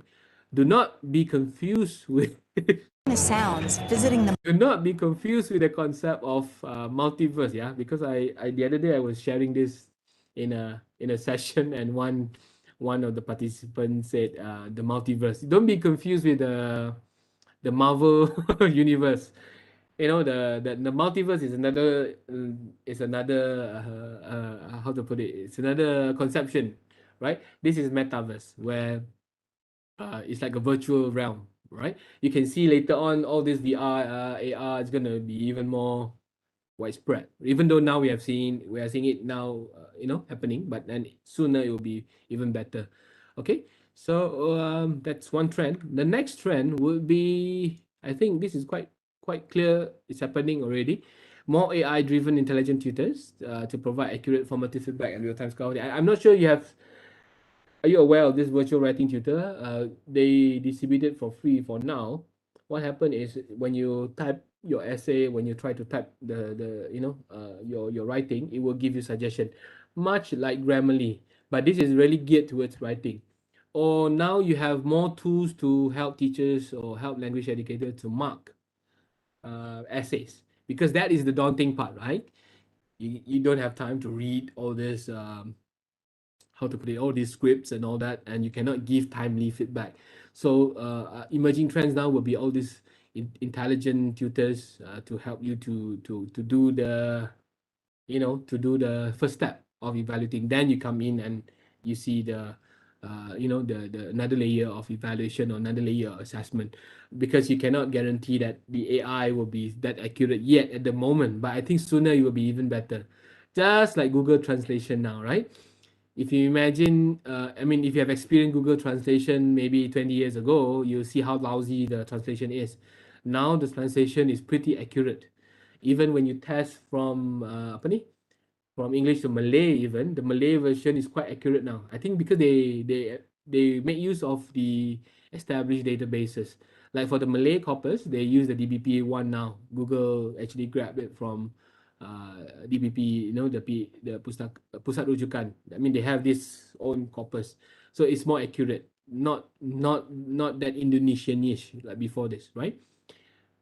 Of course, the Indonesian one is already quite established because the corpus is huge, right? And what I mean here is all this AI-driven machine learning and all this, because they have access to bigger corpus, bigger size of database and all that. It will be more intelligent and it will help us to solve this problem of giving, you know, formative feedback and real-time skill. This is what lacking in terms of our ability. I'm not saying that you're not doing it because you don't want to. It's just that no matter how committed you are, it's going to be very, very daunting. If you're teaching a very small class and you only have one class, that will be fine, right? But if you're having if having to mark 100 or 200 essays, you know, in a short time, and you need to give feedback all the time, it will not be that practical. And this is where all these tools like AI and, you know, intelligent tutors will come in and to assist you. Okay. Somebody asked metaverse. Where can I find it? You just go. Maybe you can Google metaverse. But you need Oculus, by the way. You need the Oculus app first. I forgot to tell you. You need the Oculus by Facebook. Where are the heck here? You need this app first, Oculus. If you have certain phones like Samsung or what else, you need this Oculus, this one. Or if you have some supported one, because if you don't have this, then you will not be able to enjoy the whole experience. But you can try experiment it. If you have certain phone, like I know Samsung phone and all that, you can just put it using the cardboard thingy. But you need the Oculus app first. Then from the Oculus, you find Metaverse. All right, or just go to this link, oculus.com, and download the app. This one. These are all other apps. They have other apps, but I think you need to download Oculus first. Okay, Oculus, or this is Gear VR by Samsung. I think so. Yeah, Gear VR. But the thing is, go to oculus.com first and download the main app, and then you download the rest. Okay. It's been there for quite some time, but ever since Facebook bought, because Oculus used to be independent, and then Facebook bought Oculus, it becomes even more more active in doing it. Because you know what happened now, because Facebook now is Meta, so they want to prioritize on this area. So you can see this kind of how to put it, this world lah, you know, the metaverse. Okay. I think that's Oculus. Okay, where was I just now? Yeah, intelligent tutor. Any other question, by the way? So somehow I'm for those who are interested on experimenting this, you can use this, you can find this, right? And if you don't want, then let's say you want to go for the low budget kind of experience for your students in language learning. If you want them to maybe a partial immersiveness, not fully immersive, or it could be what we call it as how to put it, non-immersive, right? Non-immersive. You can go to Google Expedition. I think that is another underrated or underused platform, I would say, when it comes to language learning. Because if you go to art and culture or just type Google Expedition, right? Google Expedition, you get access to a lot of virtual, how to put it, virtual field trip, where you can use in your language classroom or language activities, right? Language learning activities. Again, same thing. You want them to be situated in that context, but instead of using the heavy headgear or expensive headgear, you can make use of this virtual field trip. So you can design your task in a way where your assignment or your task will tell them to go certain. You give them the link to this area, and then you give them the task. All right. Like this one, how to take a virtual tip, they will give you. But this one is open exploration. But if you have specific places for them to go, right, just click explore, then you get to choose where do you want them to explore, right? What do I want them to explore? Let's say I'm teaching Italian, all right? I'm teaching Italian, and I want to design a task or something for them to try it out. So I use this field trip, right, to Quirinal Palace. Right? I don't know how whether I pronounce it correctly, but if I were to use the VR headgear, everyone need that VR headgear. Everything will be very not practical to a lot of students. So I use this. So what happened is I will just copy this link and then I put it as part of my activities. So the student will be able to experience according to the flow. So then you can ask questions or maybe design certain activity through this virtual field trip. So they can read something about this first, or they can immediately start the visit. So they can go to the Great Hall, right? The hall has largely maintained its appearance since it was constructed in the early Hear the voice, 1600s. The imposing wooden ceiling and polychrome marble floor reflecting its geometric layout both date from that period. So you can teach them listening as well, right? So you can design certain tasks according to listening. So imagine they are actually, putting themselves in a position where they are visiting these places and they are tour guides. The tour guides here, I mean, I don't know whether they can listen to it, but there's voices now, right? So if I move further, it's like navigating through all this thing. It's pretending that I'm in this area, right? The large marble lunette depicting the washing of the feet by Taddeo Landini was sculpted in 1578 for St. Peter's Basilica and later transported to the Quirinale in 1616. So if you want to test listening skill, you can ask some question based on this. So it feels a bit real rather than flipping through books or pages of text and all that. So at least it feels like they are visiting and then they get access to the all fresco frieze along the upper part of the wall from 1616 is the work of a group of painters directed by Agostino Tassi, Giovanni Lanfranco, and Carlo Saraceni. Explore. There are just so many things to make use of for language learning. I mean, there's just so many. If you are teaching about people, you can even have historical figures. So they put them in, the pictures of that area. Or if you want a 360 experience, they also have 360 videos. These are things that you can use without even using the headgear. But of course, if you have the headgear, if the student have the headgear or the devices, they can experience the 360 better lah. They can do like they're there. But even if they don't have, to me this is like really underused, underrated when it comes to language learning. There's just so many things you can do with this resources available in Google Arts and Culture. Or last time they call it Google Expedition, but now they call it Google Arts and Culture. Okay, so you can design tasks in terms of language learning surrounding this. There are just so many. Right? Team, view all. These are some ideas for you to design. Okay, I have a question here. What is your own experience using Metaverse in applying format? I've never used Metaverse yet. I've never used it for teaching yet. Because it's quite new. I mean, uh, I used to use Second Life. Second Life. I mean, if you only imagine Second Life, if you have people playing Minecraft or even games, that's the kind of environment that you're in. So I'm not sure whether it's going to work for formative assessment yet. But I think for the metaverse, if it's done like what Facebook envisioned, right? If the way they envisioned the metaverse to be, I think it's going to be helpful because you can get people from different parts of the world to sign in to the same spot that you have in your metaverse, and then you do whatever activities or assessment that you want to do, right?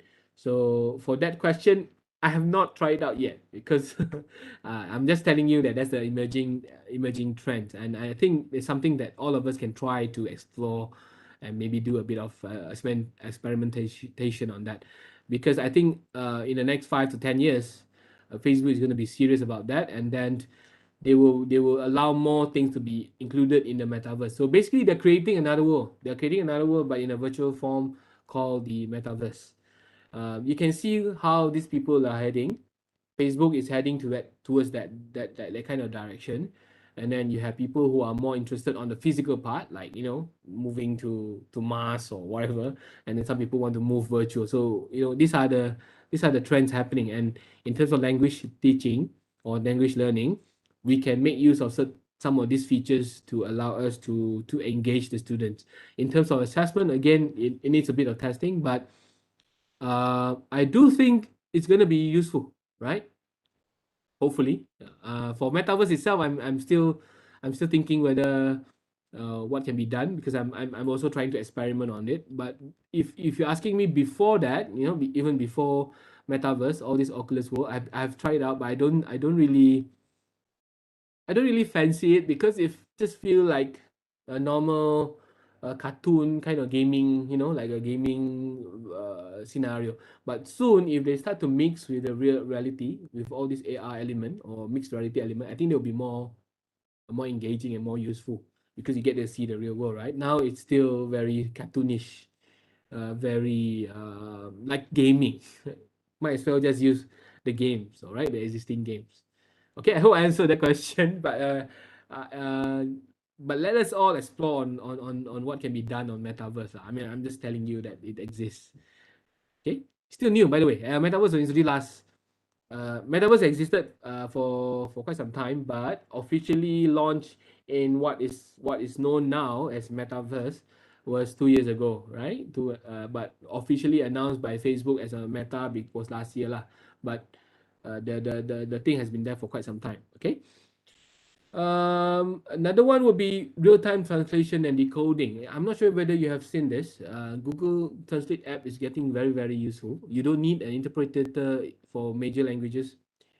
Interpreter for all these major languages like English, French, German, Hindi, Portuguese, Russian, Spanish, and Thai, because as I speak, I can activate the transcribe button, and what you see here, it's transcribed immediately to the language that I want.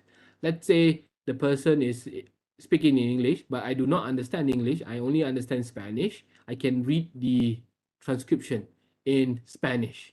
So I think this is also quite useful and quite interesting to be studied if you are interested in studying whether this thing is going to help second language learners or foreign language learners. It's something for you to try it out. I tried it out and I was amazed by the quality of the by the quality of the transcription. I mean, not everything, but at least you understand. I mean, you kind of get what is being said. If you want to try this, if you're teaching foreign languages, of course you can try, because you are the teacher, right? You can verify whether the transcription is good. Or what I did was I go to YouTube. I find some foreign language show or video. I turn off the subtitle. So I just use my phone, and then I put the audio in, and I'll read. I mean, the translation. It's quite accurate. I mean, at least you get to understand what's happening, and it's real time. It's not even delayed. It's real time. So hopefully they add more languages here, and we get to experiment more. This is going to be very helpful to a lot of language learner, because they get to practice to listen to certain words, especially learning all these foreign languages like French, German, and all that. But if you're talking about the other languages, it's not there yet. They have not included it yet. But it's just a matter of time, right? Just a matter of time. So you can try it out. Just download the Google Translate app in your iPhone or in your Android phone, and then you will see this button called transcribe. But now it only supports English, French, German, Hindi, Portuguese, Russian, Spanish, and Thai, all these languages. You can try it out. It's fun. I mean, if you go to meetings, right, and then you have some foreign or maybe conferences, some foreigners speaking in a different language that you don't know. I mean, it has to be this set. Then you can try it out whether, you get to understand them. Side question: can we learn the coding language behind developing metaverse and develop our own metaverse as computer scientists? Wow. The answer is yes, because it's possible. The only thing is it's going to be very, very difficult. I mean, possible, but it's going to take a lot of effort. If you're saying that you develop your own metaverse, that will be, I mean, you cannot work alone lah, for sure, right? You need a large team. But if you're talking about developing some element within it, then you can do it alone. In fact, I have a few friends who are doing this as well. They create their own like mini realm within the metaverse, right? Mini offices and all that. Yeah, you can do it and then create it. But in terms of creating your own metaverse, I think if you're serious about this, of course you need a bigger team lah to do it. You cannot do it alone, but it's possible, of course. Metaverse is just Oculus version or Facebook version of metaverse. Other companies have their own, like I told you, Second Life. Second Life is like maybe the father or grandfather of all these ideas.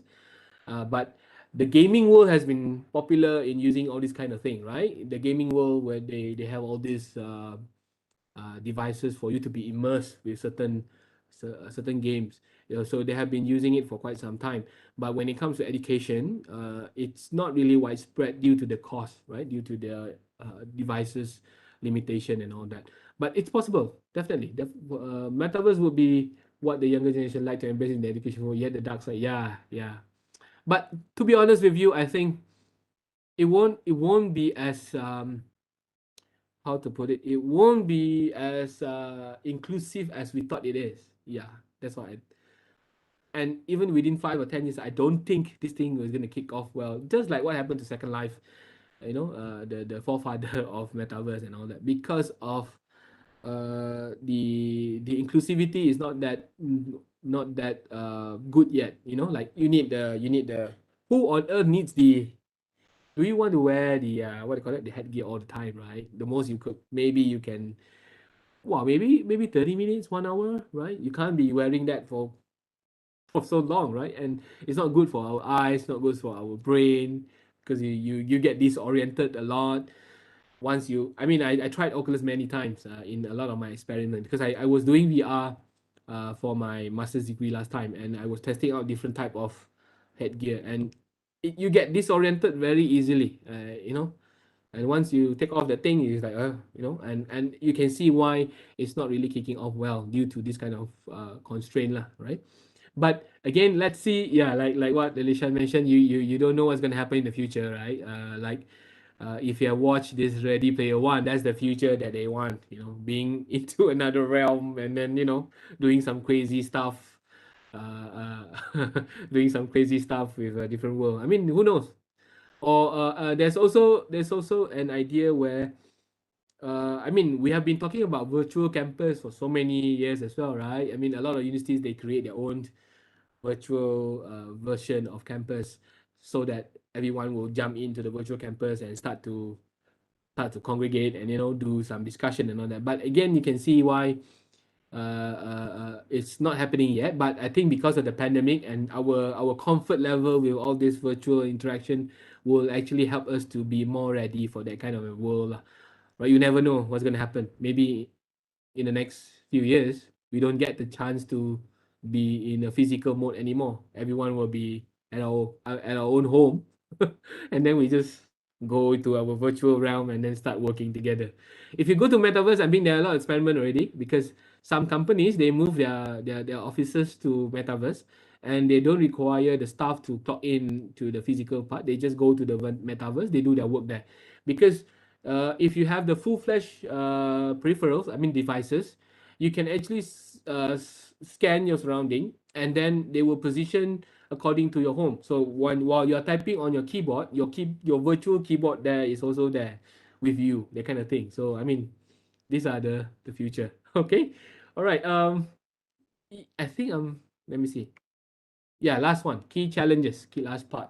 Before we call it a day. These are some issue. I think we mentioned this while we are talking about all this metaverse. I can see some of you are quite interested. You can explore metaverse. I think this is one research area that more people can come in, because metaverse studies are quite interesting to see whether our in our context, whether it's applicable or not, and maybe our local content can be put into this metaverse. By the way, Facebook just launched a few shopping malls on metaverse, so you can go to metaverse and shopping as well, do your normal shopping using your e-wallet and all that. And they also have these cryptocurrencies now. You can go to the metaverse and buy the NFT, right? A non-fungible token, where you buy all these virtual goods, you keep it. It's already happening in the metaverse. It's like you have a mini world there already. Okay. So, but again, technological accessibility and readiness will be there, will be an issue still. I think in Malaysian context, it will not be that easily solved within 5 to 10 years. It's going to take some time. See how we cope with all this virtual learning. You can see the time frame more or less. The debate on accuracy versus fluency. This is in terms of language. Are we still aiming for accuracy, or we just want people who can be fluent? I mean, fluency in terms of as long as they can speak, as long as they can, be able to write, sufficiently or enough in their context, that will be enough. Why do they need a plus plus in academic reading and writing when they go out? They only write mini report or simple correspondence like emails and all that. That kind of issue, right? A greater tolerance for languaging. I don't know whether you heard of this. This is because of social media. Translanguaging means code mixing, of course, and the issue of diversity and all this human rights thingy, the elevated human rights thingy that we shouldn't be hold on to. There's this movement, by the way, where we should not be championing a singular language. There's an ongoing trend now where all this thing like code mixing, languaging will be okay. So in an email, for example, in the future, maybe in a workplace, even now it's happening, it's okay for you to mix. And nobody's going to question your credibility or your ability or your competency just because you mix the languages. So then if this thing getting even more, intensified, does that mean that we don't need to really pay attention to all these language courses that focuses on teaching you to aim for all these good grades, that kind of thing? So because it's allowed, right? And it's okay. Nobody is going to question you, for example. As long as you achieve the generic competency. Of course, jangan sampai you cannot even converse the basic one lah. What it means here is there's no need for that higher level of competency anymore. Just like if you're talking about CEFR, for example, there's always this debate whether you need the C2, right? If you are familiar with the CEF, the Common European Framework for Language Teaching and all that, the CFR framework, C2 is very high level, right? Very academic, and it's really more applicable to those in academia or doing a lot of research and all that. You only need a B2 to be really good, to function well in your society. You don't even need a C1. I mean, not to say don't even need, but there's no immediate need for you to be in C1, C2. B2 is already like a very functional, you are already a functional language user in a society. That kind of issue, I mean, that kind of debate. So why are we still, focusing on C1, C2 kind of competency? I mean, I'm just saying all these challenges that is going to be happening. And then, of course, last one will be the challenge of gathering meaningful data to inform practice. Innovative may not always be effective. This is why just now people say, why fix when it's not broken? But my point is, if you don't test it, how do you know it's not broken? So you still need to do some meaningful data gathering and see whether you don't have to make it big, of course. I mean, if you think along the line of action research, it's just for our own sake. When you're teaching for your semester or when you're teaching this cohort of student, you find what went wrong, or maybe some approaches can be done. If you're interested with metaverse, maybe you can try it out with your student next semester and see their responses, and then slowly you see what else can be done in innovating this kind of approaches. Because again, it may not be effective. I agree, right? But once you find out it to be not effective, then maybe the innovative part can be improved. All right. Okay, other challenges, I think there are quite a lot to share. If you have any, you can just shout out in the chat box. But I think basically I have covered everything in these 4 hours. It's quite long. I thought it's 3 hours actually. I thought it was 3 hours until I was told to fill in the form by Prof. Karim, and then they were like, oh, 4 hours. It's about half day, kan? So, but anyhow, this is probably the longest webinar I ever conducted in like a 4-hour stretch. Normally it's 3-hour max.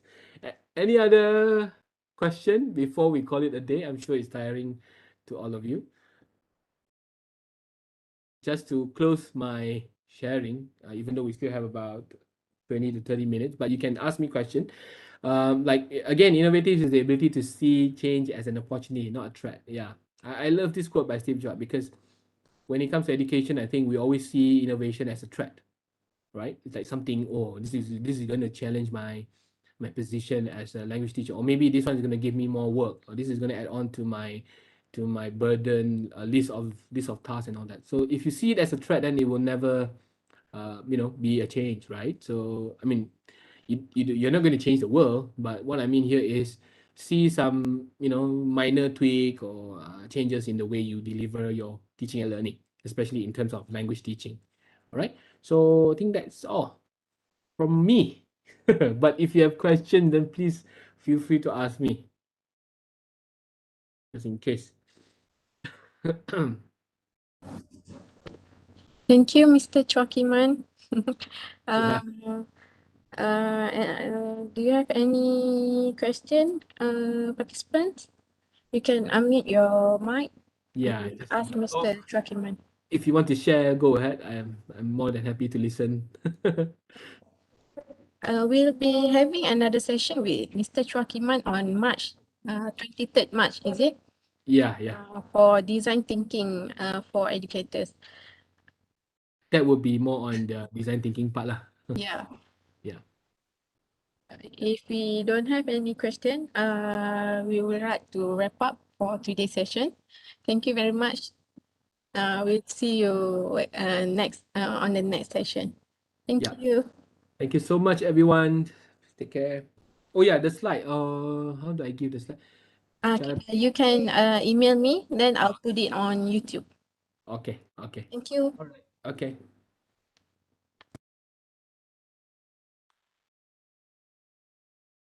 Thank you, everyone. Take care. For participants, please fill up the e-survey after you click the attendance link. Make sure to do that.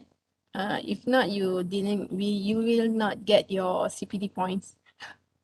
Thank you. Thank you, Mr. Kiman. Sorry, saya on the phone just now. We would like to thank you to everybody for attending this webinar. Thank you very much. Thank you, Kiman.